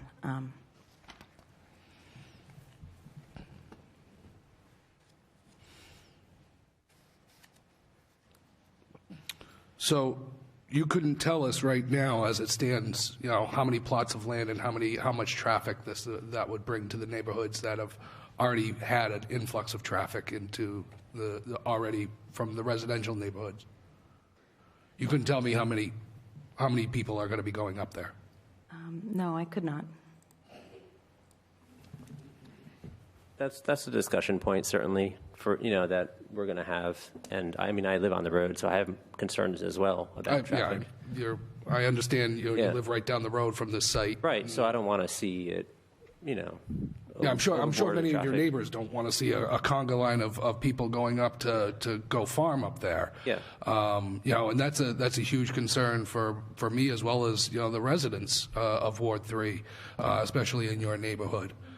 But I'm would be extremely reluctant to move forward with the World Farm, but I do like the idea of preserving the farmland.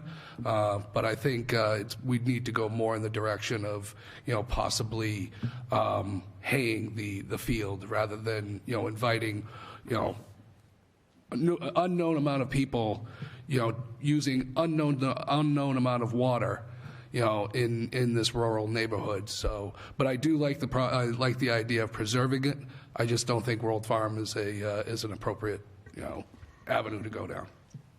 I think we need to also understand that the council is going to have the opportunity to see this lease, to approve the lease, and the lease, as we've indicated, as Jesse indicated, will include and can include how many plots and how many farmers. So in terms of control over the situation, ultimately it's going to be the council that's going to say up or down, we like this lease or we don't like this lease. It provides too many plots, too many farmers.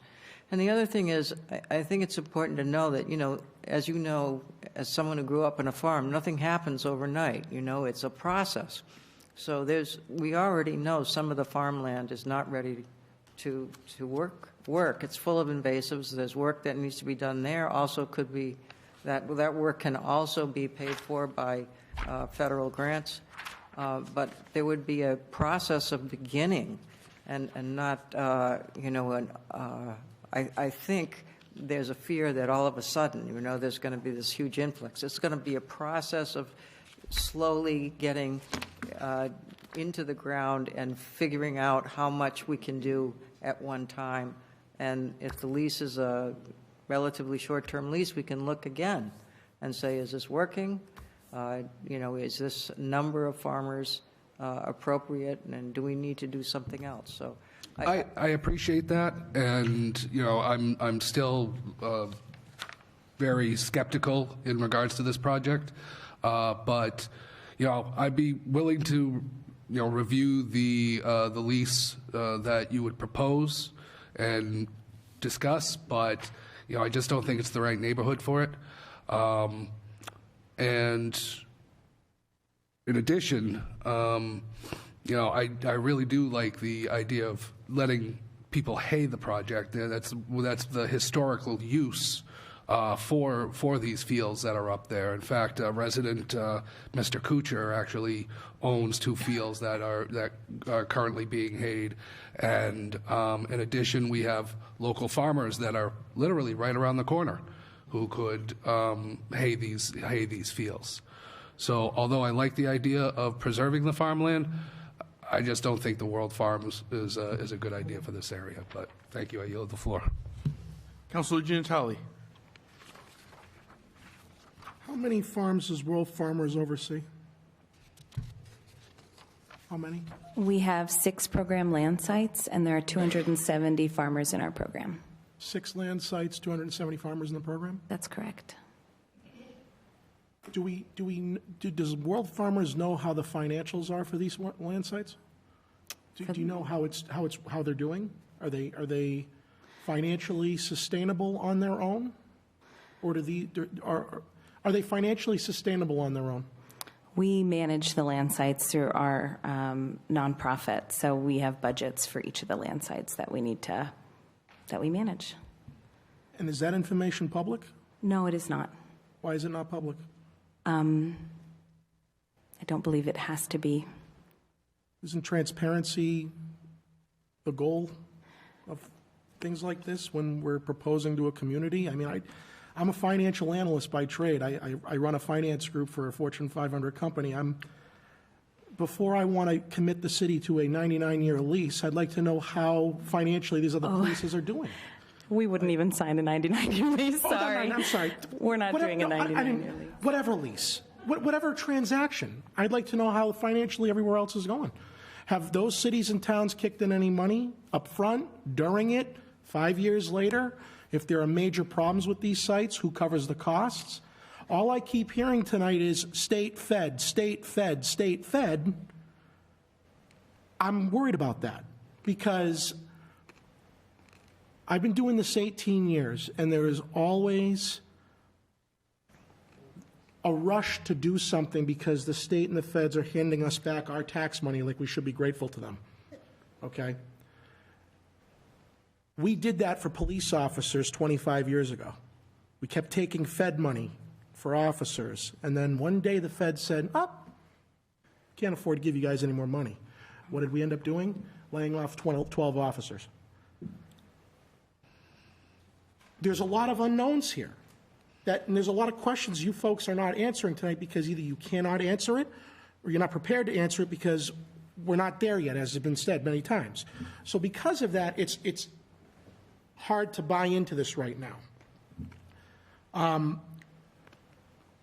I do have a concern if the states and the feds cut the spigot off or lessen it. We don't know if that could happen. It may happen. I've seen it happen. So I'm worried about that.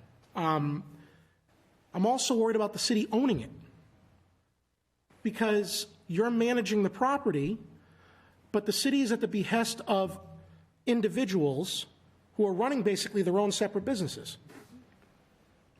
My concern is, what if most of those individuals are failing at what they're trying to accomplish because of market forces, or what happens? These are unknowns that I'm concerned about. What if we have 30 farmers in that property? Let's say 5 are profitable, the other 25 aren't making it, and they quit, or they go somewhere else, or whatever. What happens to all that land then now? We have yet to not be able to place farmers on the land that we have.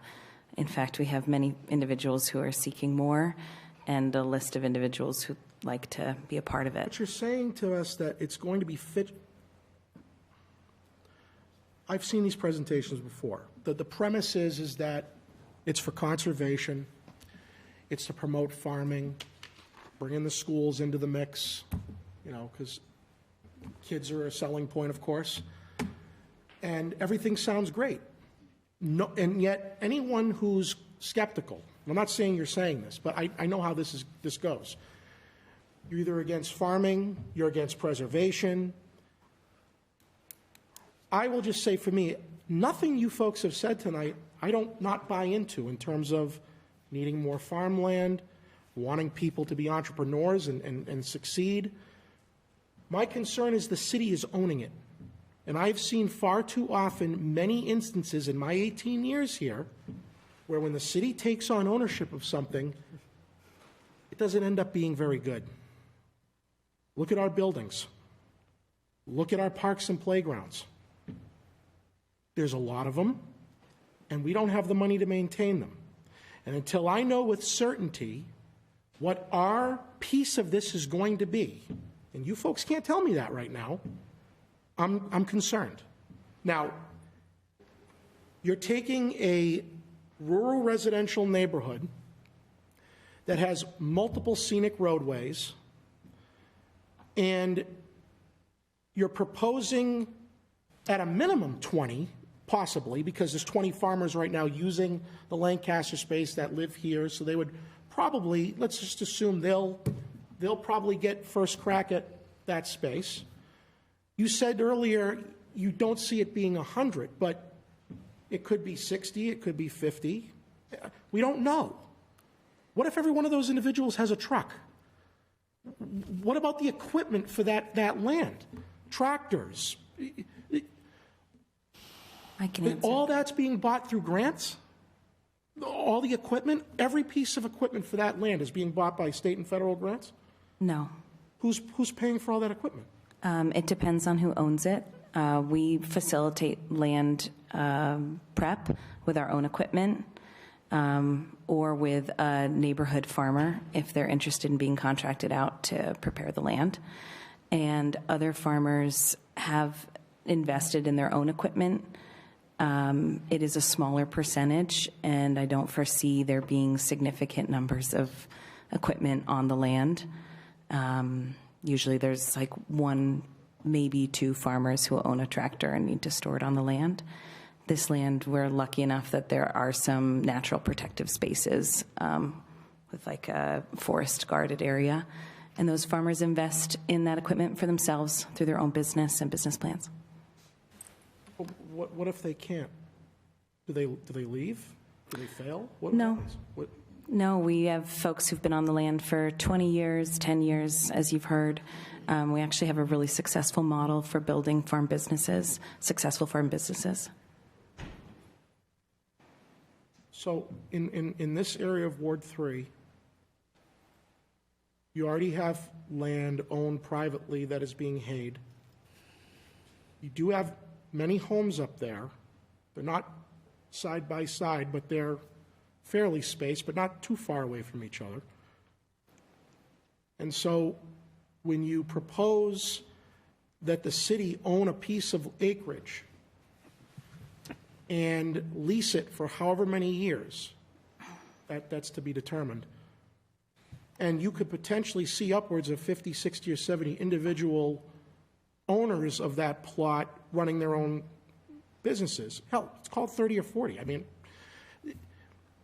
there is obvious concerns from the community in that area that there will be disruptions, that there will be issues that occur that when they bought their properties, they did not see happening.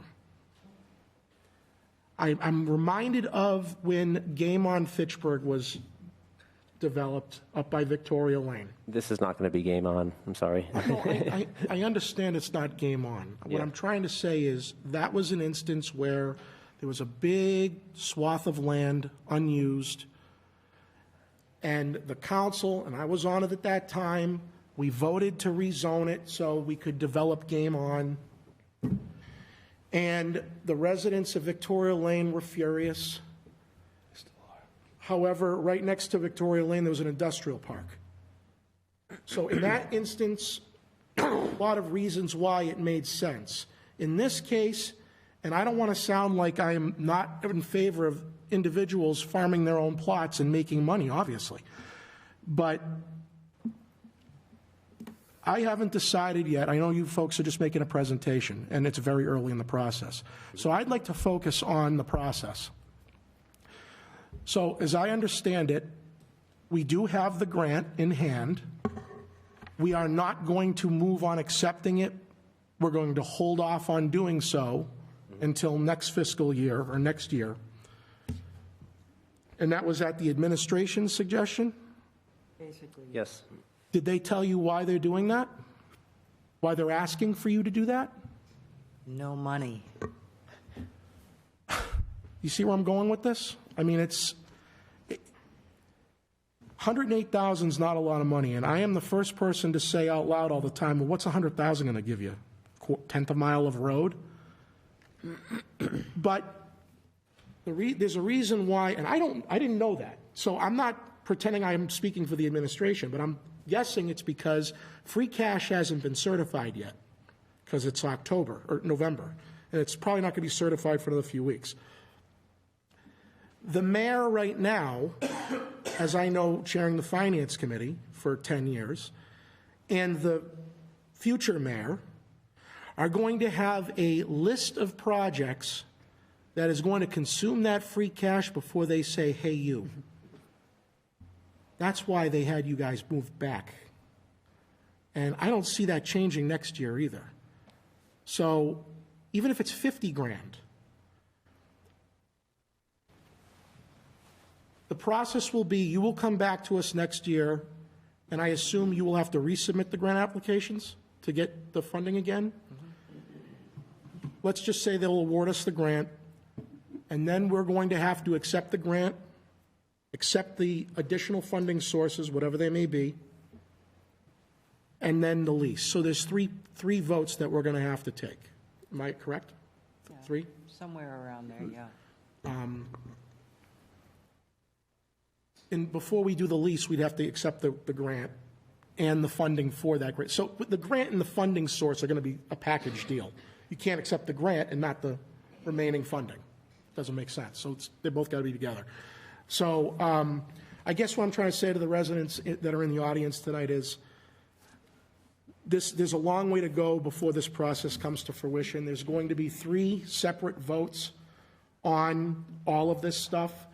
And what that would entail is, because it's a grant and because they need to get additional funding from the city, most likely, it's got to go before the City Council Finance Committee, which I chair now. Hopefully I chair next year. So it'll be coming before my committee. The grant will be coming before finance. The financial orders will be coming before finance. So you folks will have, by my estimation, 7 or 8 opportunities to speak about this. Because the grant and the funding order got to go through council first, full council, where you can speak, finance committee where you can speak, back to full council when you can speak, and that's the process for each one of these. So 3 times 3, you're talking 6 to 9 times. So this is far from a done deal, as Ms. Morrison said. And it's far from a done deal for me where I sit, because we obviously need a lot more specifics on what's going on here. We need to know how many farmers we're talking about, how many are from Fitchburg. We need to understand the requirements of that land, what exactly is going to be put into it. And we also have to establish impacts to the neighborhood and impacts to the city's financials in those what-if scenarios that everyone this evening is, because I've seen some head shake, everyone this evening is kind of trying to telepathically tell me, you guys aren't going to have to cover anything, don't worry about it. I've heard that, I can't tell you how many times. Councilor Boschman would be the first to say that, airport anybody? We've been subsidizing the airport for 6 or 7 years, not anymore. But I've just heard this before, so I'm going to be very careful with how I go about this. That's all. And I appreciate the presentation, but even the presenters can't answer certain things about this yet. That shows you how early we are in this process. So we've got a long way to go, many more meetings to have, many more public hearings. So there'll be a lot more information next year, I hope, I trust, where we can make a more informed decision one way or another on how we wish to go on this.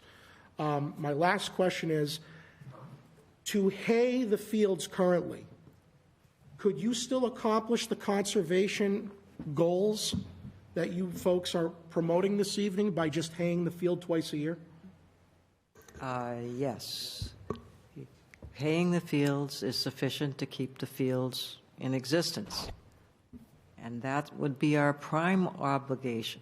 We're an agricultural commission. If we own farmland, we've got to keep it in that condition. So it's permanently protected. It will be available for farming when I'm gone, when the Ag Commission is gone, and that's our primary obligation. And that doesn't cost the city anything, because you can lease hayfields, lease land for hayfields. At least now, there's still a big call for hay, and there are farmers who are looking for fields, hayfields to hay. So I don't think that's a problem. It's not, even if things do not work out with rural farmers or with having active farming by Fitchburg residents up there, we still fulfill our mission, which is to conserve farmland. Right, and so the selling point is that the Fitchburg farmers, is it possible that there's a scenario where what if the Fitchburg farmers don't succeed, then we're going to have people from outside Fitchburg that are going to be using the land then, correct? I think one of the things that has to be said is that not all of the farmers working with World Farmers are commercial farmers. Okay. Some of them are subsistence farmers. Okay. So they are eating. They're growing their own food. They're feeding their families. That's good to know. And they're not necessarily there because they want to sell food. James, one of our commissioners, is a commercial farmer, so he fills 3 freezers in his house, and he also sells produce. But in terms of the farm enterprise, I think what you have to understand is that the land is owned always privately. It's not owned by the people who farm it. Right. They are using the land to grow their food, to run their farm enterprise, and of course that's a mission of World Farmers, because they're trying to help farmers who are here and would like to farm. They're trying to help them to be able to do that. So it's currently zoned rural residential. Correct me if I'm wrong. I'm embarrassed to ask this question. Can a housing development be put there? Under certain circumstances, yes, there would be conditions, but... So there could be a condominium complex put in there, 40, 50 units? I would have to review the site for that purpose before I could answer your question. I'm only asking because many of the residents here may be wondering, well, if this doesn't go through, what could happen that would still cause disruptions possibly to the neighborhood, and have the same concerns if this weren't going to happen? Well, what could happen in its place that would still bring you concerns that you have this evening? And that's why I asked. I believe the solicitor has something to weigh in on that. Is that zoned for that? Solar farms? A development. But a condo complex could go there too? I don't think a condo complex. I think you have single-family dwellings in a rural residence. Yeah, it's 1.5 acres, I think it is, on septic. So the solicitor just said that only single-family dwellings could go. You might need a special permit for that use, so you need to get some additional. Okay. So it's possible. It's possible. So where I'm going with this is there could be avenues that are partaken if this weren't to happen that could still cause issues that the residents justifiably have or concerns about. I was just asking because I'm thinking, what if there was a scenario where it's just a single-family individual who wants to build a home there and farm the land? That's not acceptable. That's not. I mean, that's by right. That's by right. They wouldn't have to go through any hurdles. For 5 acres, that's by right, but more likely it would get divided up into parcels, I would think. Mm-hmm. And then you wouldn't have the 5 acres, and then people wouldn't have that right. Okay. That's, I think, the trend up there, basically, is the point. So there's a lot more information that's going to obviously be vetted out in the next year, and I will be able to make a better decision at that point. So I will reserve comment on how I'm going to go about this until I get that information. Okay. And I look forward to hearing that. If I'm still chairing the committee next year, I will be very interested to hear all the financials, and that's why I asked you, Madam, about the financials with World Farmers. It's just in my nature as an accountant to ask those questions. Mm-hmm. I understand you're managing the property, and you're not responsible for the individual farmers and their bottom lines, but there are costs for everything, and there are funding sources for everything, and I just would like to see how all those other properties and how those places have been managed over the years, where the city doesn't have to put anything into it. And there are safeguards to prevent us from having to do that, because we got to look out for the tax dollars overall. And there have been other scenarios where that hasn't happened. I'm not saying that this project would be disparaged because of those other instances. But that's why I'm gunning. Oh. Yeah. Are you okay, sir? Ma'am? Oh, my goodness.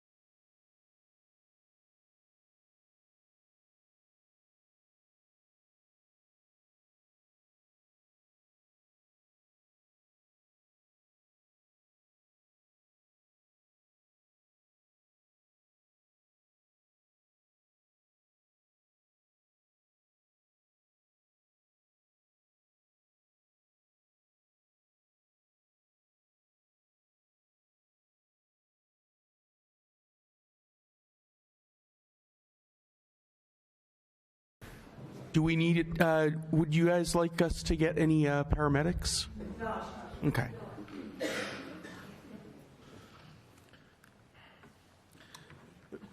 The solicitor informs me that there cannot be condos there. So that we can take stock in, thank God. But Solar Farm could. So I will, that's why I asked about the financials. It's important for me. I know you don't have to provide it, but if the city is going to be part of this partnership, I don't think it's out of the question to ask that information before we reach an agreement. But if World Farmers is reluctant to provide that information, that's their choice, but I don't have to accept it. So, thank you. Before I go to our last two councilors who have not yet spoken once, I would like to just note for the council that since it is getting quite late, I'm going to request that anyone speaking for the second time confine themselves to questions only, since we aren't taking a vote tonight and we'll have ample opportunity, as Councillor James Holly said, to deliberate on this issue at future meetings. Mr. President. And hang on a moment, Councillor. You are one of the people who hasn't spoken yet, so you'll get a chance. I'll pass it up so we can move on. If you tell me that they're going to come in front of us, they will, and we can ask questions again. Certainly, yes. So you want me to take you off the list? Me off the list. All right, then I have Councillor Schultz. Yeah, my question I think has been answered previously. It was about if all efforts have been exhausted as far as getting the funding. You know, I guess that's you're going back to trying to find those funds. Yeah, we will be actually applying for more grants, more than one this time. Yeah. So we have some hope that we're going to bridge that gap. Okay. Yeah, because I noticed you had that slide earlier with donations and all kinds of funding sources, and you know, since the city really would like you to do it, I think the taxpayers of Fitchburg would like you to do that. Of course, yeah, I think that would help solve a lot of problems that we've heard today. I yield the floor. Thank you. Before I go to our two councillors so far who have asked for a second round, I'd like to make a few comments and ask a few questions myself. So first, just because it's come up quite a lot from the public on social media and so forth, would I be correct in restating the issue regarding the use of the farm by immigrants and first-generation Americans and so forth as being that it's not that the program has any preference for immigrants, but rather that immigrants as a general class are proportionally more likely to have the skills needed to succeed in the program? That's correct, for our specific program. Mm-hmm. Yes, your program is what I was asking about. Thank you. And I think that's great. You know, my family hasn't been immigrants for quite a few generations now, but I grew up hearing stories about how my grandparents grew up with goats and chickens in the backyard. That's not the same as farming, produce, but the point is they came from Sicily. So for them, it was goats and chickens. For other cultures, it's, farm products of various sorts. And I think if it shakes out that way, if it's not that if we do go forward with this project, and it's not that we have it used predominantly by immigrants because we're disfavoring native-born Americans or anything, but because that's people coming to this country able to bring a little piece of their home culture with them, I think that's great. I don't see that as a problem. I see that as a plus factor. And so, again, to confirm, because everyone keeps asking, well, what happens if it all fails? You said you can, under current market conditions anyway, and foreseeable market conditions, you could keep this, at worst, a revenue-neutral project with haying alone, correct? Yes, and probably actually a little bit revenue positive. Okay, so basically the idea is if worst case scenario happens and all the big plans for the property fail, you still wouldn't have to come to us for money to maintain it. You would just switch to a different use, a different agricultural use, and make it self-sustaining that way, correct? Yes. Okay.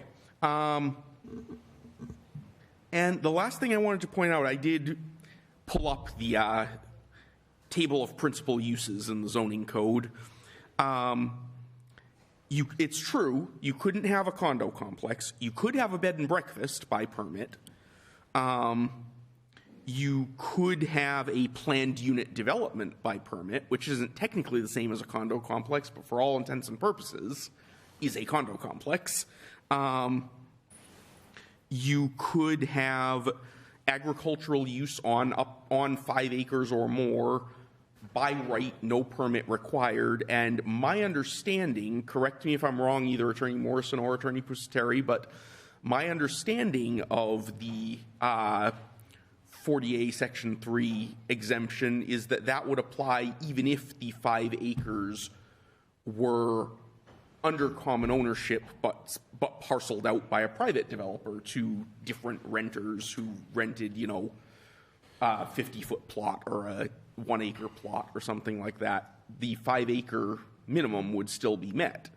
Are you talking about Chapter 61A or No, I'm zoning? talking about the zoning, 40A Section 3. Okay. That agricultural uses on 5 acres or more are Right. exempt from zoning I see. requirements. Right, of course, yeah, okay.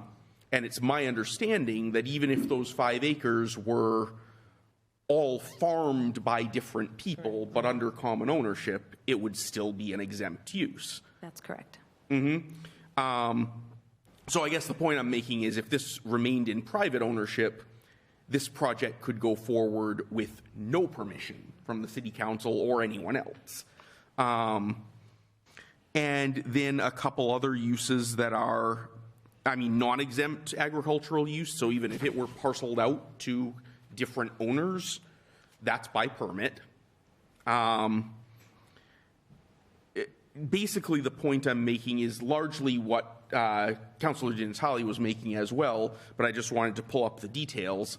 There's an awful lot that could happen on this property, either with minimal permitting or no permitting, that would raise the same or more concerns for the neighborhood as this proposed project. So by no means am I telling the concerned neighbors, oh, who cares, or don't worry about it. I'm just saying, if you look at this from a comparative viewpoint, this is not a substantial, actually I would say it is potentially a substantially lesser burden on the neighborhood than something that a private owner could do without even asking us.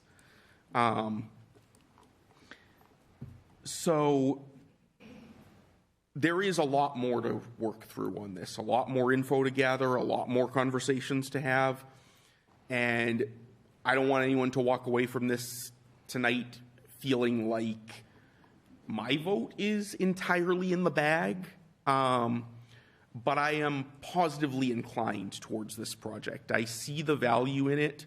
I think that the concerns of the residents can be addressed to everyone's satisfaction. Can be, again, I'm not saying will be. It may turn out that we work through this process and we're not hearing something that we like. I hope that's not the case, but it may turn out that way.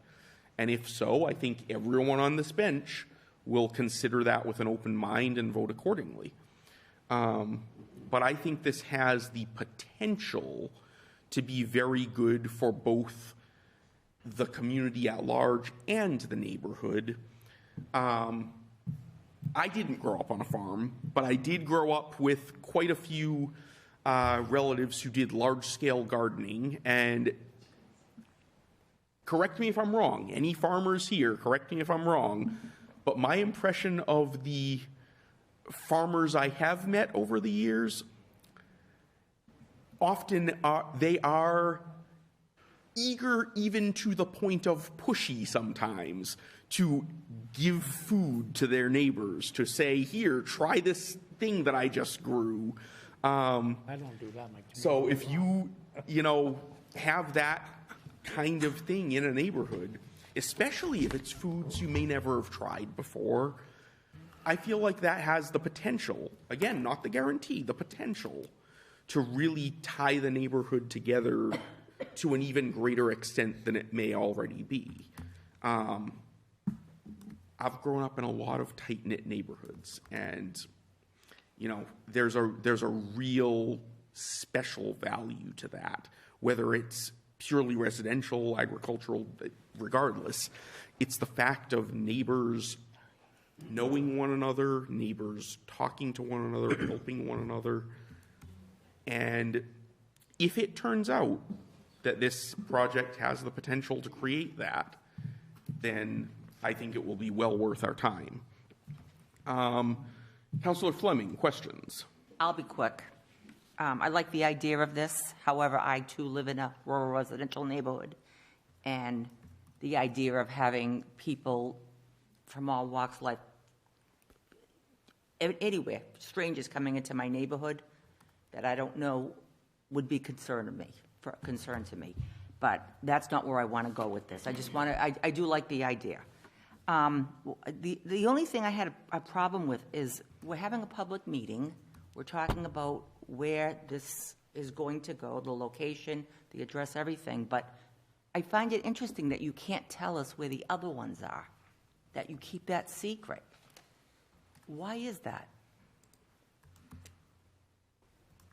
I mean, to be totally frank, we've definitely had some people in the room attack us on Facebook. I don't necessarily want people to be going over to our other land sites and creating harm to the Okay, lands, I get that. and they're also personally owned properties. We do have things like, we have a lease with MDAR, which would go through a similar process that you guys are detailing. Well, if you don't want to give out that information publicly, I would appreciate knowing it so that I could randomly take rides to these different areas just to see it for myself. I mean, 117 we all see. Absolutely. But I would find that We'd be helpful. happy to take everyone on a tour if people wanted to go together. Thank you. That's all I had to say. Okay, and I'd just like to add, because it's been said a few times, but I feel like maybe it's gotten lost in all the detail, is that one of the distinguishing factors of some of those other sites is that they're not owned by a public entity. They're owned by a private owner, sometimes even a homeowner on the land. And so there's there's less of a reason for it to be made public and a lot more of a reason for it not to be. We do also have a lease with MDAR. Yes, yeah, and you said. So just so that that's out there for everyone. Councillor Green. I'm confused about that. You can't give us the location of the 6 sites. Like, I'm not looking for a Google search, but here in Central Mass, that's where the sites are. We know of 2. Yeah, I can list the towns. If Okay, that's helpful. I would like to hear the towns. Absolutely. So we have 2 land sites in Lancaster, 1 in Petersam, 1 in Harvard, 1 in Sutton, and 1 in Templeton. And what was the other one? Templeton. Templeton. Thank you. I'm done. Sure thing. All right. Anyone else at this time? Questions only, please. Are we all set then? Yes. All right. Thank you very much. Thank you. And we'll look forward to hearing more from you as you get more information.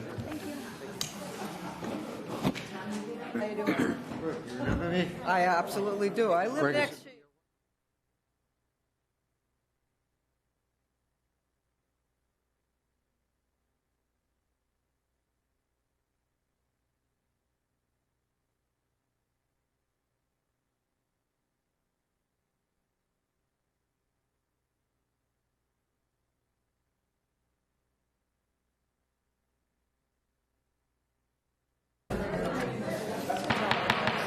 I would ask that everyone please take conversation outside just because we have more items on the agenda. I'd also like to point out Councillor Green made a very good point. If there are any questions that you had that were not answered this evening, please email one or more of us so that when it comes in front of us again, we can make sure to ask them for you. Thank you. Thank you. Thank you. Be well. Yeah, be well. Okay. Take care. Very good plan. Public comment kit with a stamp. Man. Public comment kit My with only a stamp. concern is potential. All right.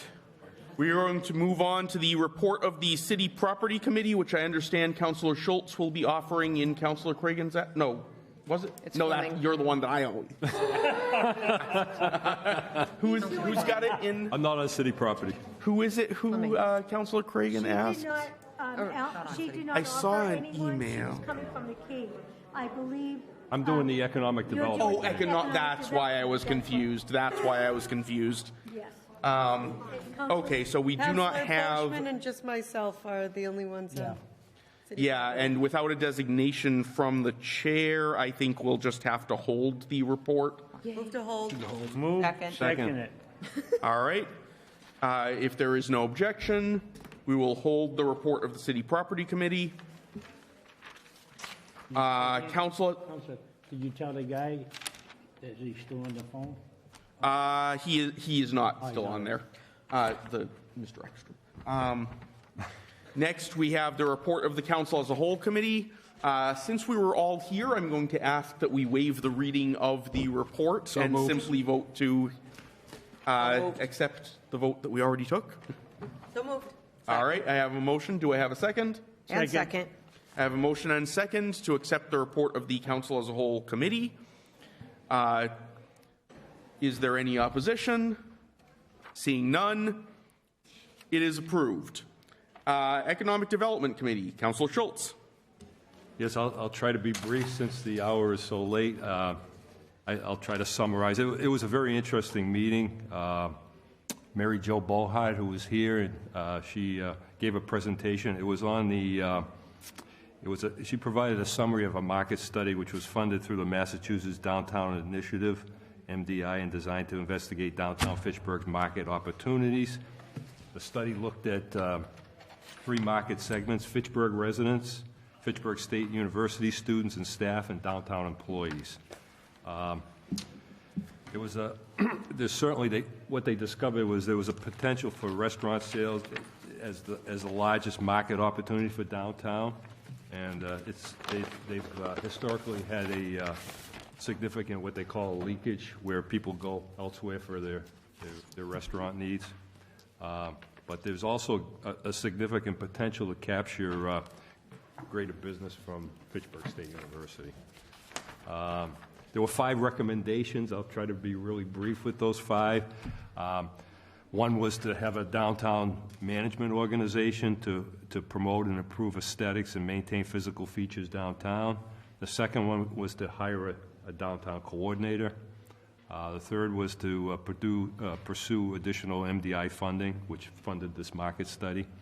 There was also consideration. The fourth thing was a Downtown Vitality Act, which is under consideration with the state, and that would use 5% of the sales tax generated from Massachusetts online sales and provide grants to the downtown district. And the last was, we have this Creative Cities fund that we have. They want to maximize that and maybe get a potential third year of funding. The other thing was, so there were some questions, and I'll be very brief with that.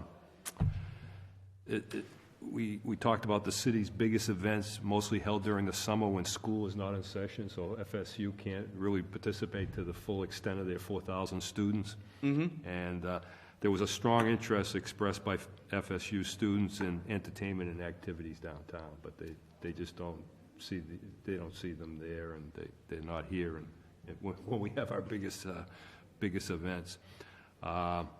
And there was also discussed that there's a potential for specialty retailers to be located downtown.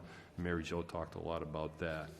So the last line we had was, overall, the purpose of the analysis and summary report was not to get a passing or failing grade for the downtown area, but it was to identify potential growth areas within the downtown consumer market. So it's a very useful study, and I think we could all learn something from it. So if you have any questions, Mary Jo is here, but I know the hour is late, so that's the meeting. It was the only item on the agenda, was the results of the survey. I do have just one question, which is more of a confirmation than anything.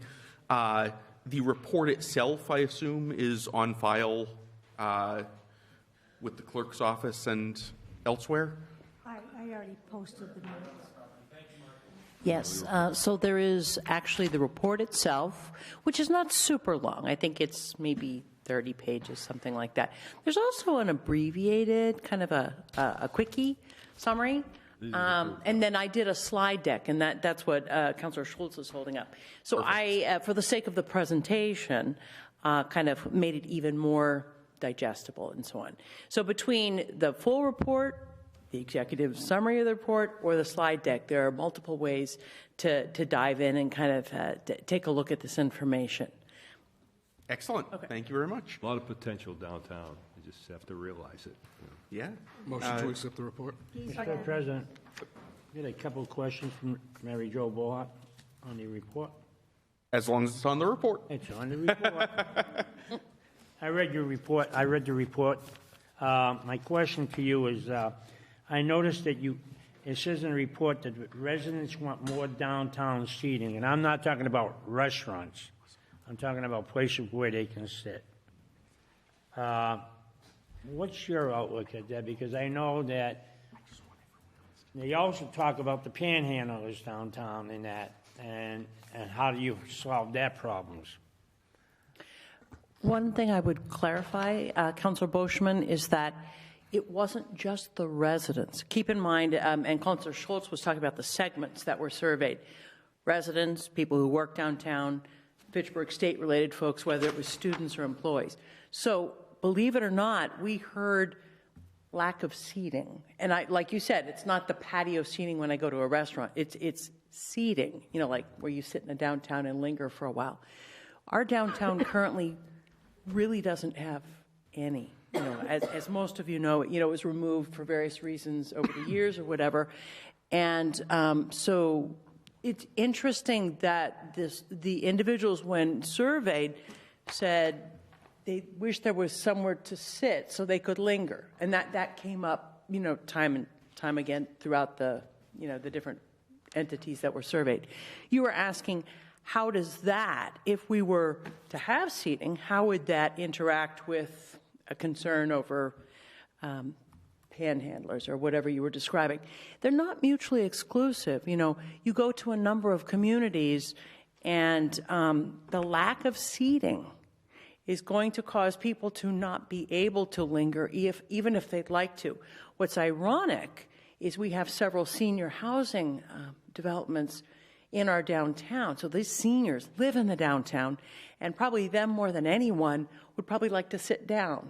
But other than sitting on low walls, and we have a few of those, we don't have seating. So it was simply the reason that question was relevant, and the consultant felt it should be in the survey, is her trained eyes saw that this is a downtown with no seating. I wonder if the survey respondents are going to have an opinion about that. And they said that they wish there was seating. So that was how it came up. And my other question to you, it talked about entertainment. And the whole purpose of us doing everything we're doing is we're trying to get people to come downtown. Now, I brought it up before, and I'll bring it up again. I really believe that during the summer months, where we got Riverside Park, we were also going to put in a grandstand, so there'll be some kind of entertainment most of the summer, I'm assuming, because you spend the X amount of money on that grandstand, even though it's a grant. Why aren't we trying, and I know what I read, that if we do it right, a petition mall where people can hang out, have tables where they serve food in the back, walk out the back door, they can sit down and listen to entertainment and all that stuff. Are you or your the planning department thinking about this kind of stuff? Well, entertainment is certainly something that came up. Keep in mind, let's go back to who were these respondents? You know, they were the residents, people that are associated with the university, people who work in the downtown. Those were the ones that we targeted. By the way, we would have loved to be able to survey tourists. It's a little trickier because they tend to come just for an overnight or two, and that was not something that our two largest tourism draws were able to facilitate. So we know we also have tourists, but let's not talk about them for a sec, just talking about those other three segments. And particularly FSU as an untapped market of consumers that we really haven't capitalized on yet.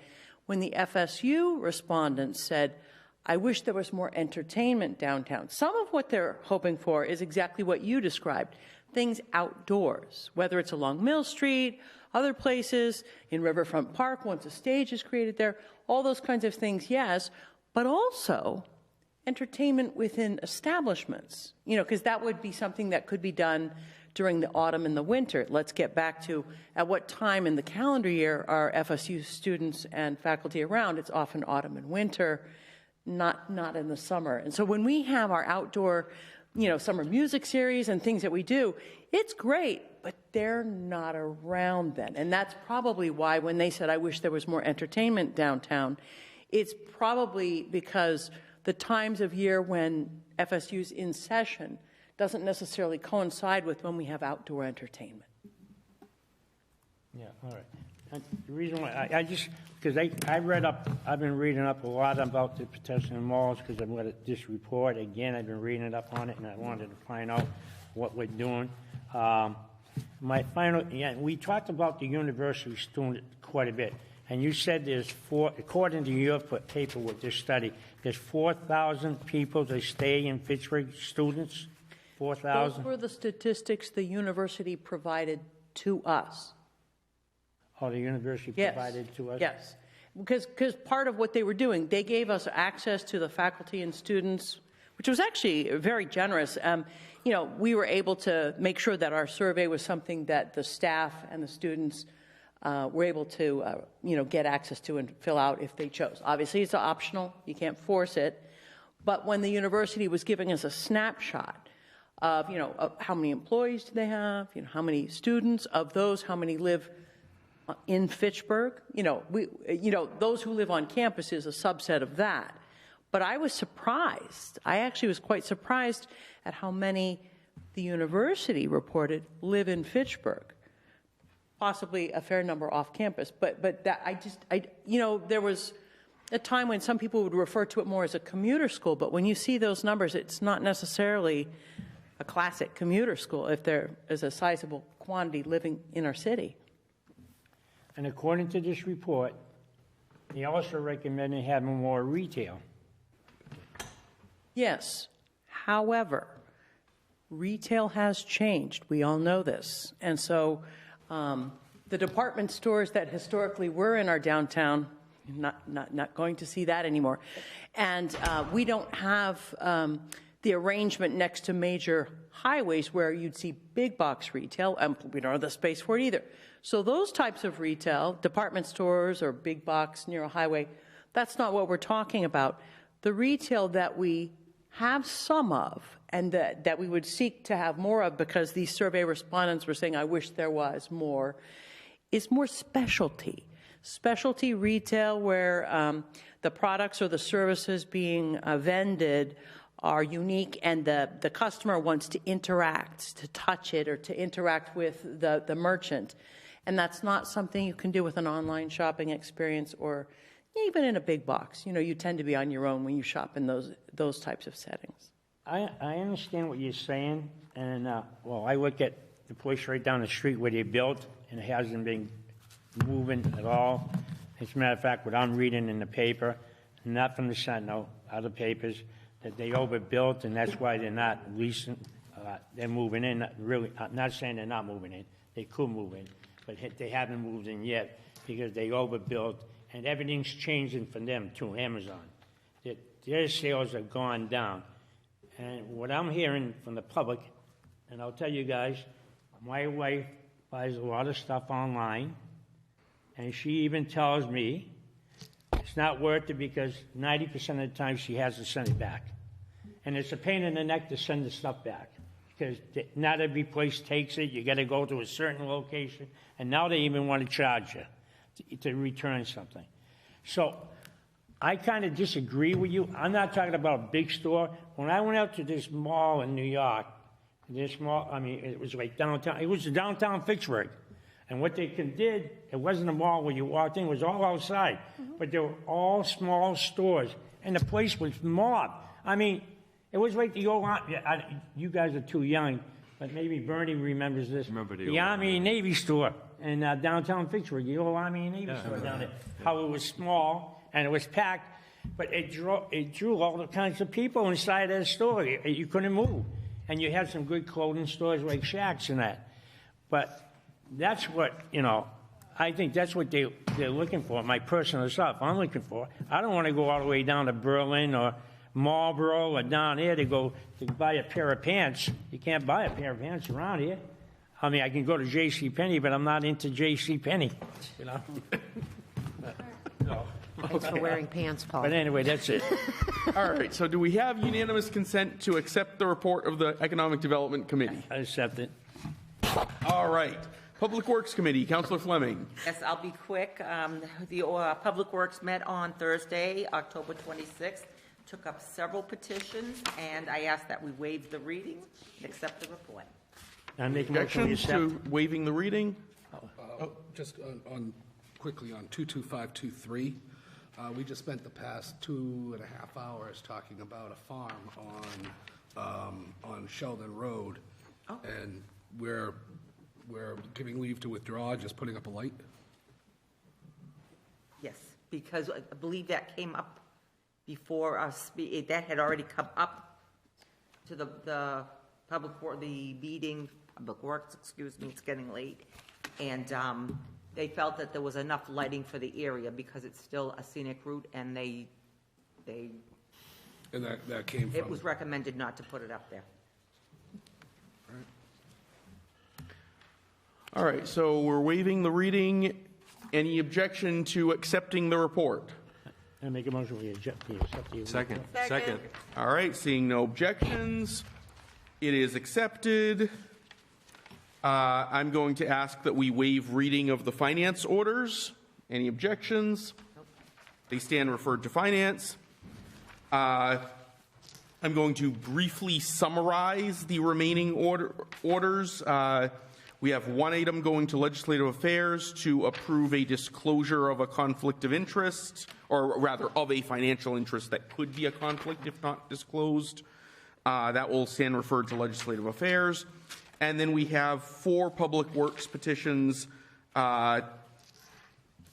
berms and 1 stump, which stand referred to Public Works.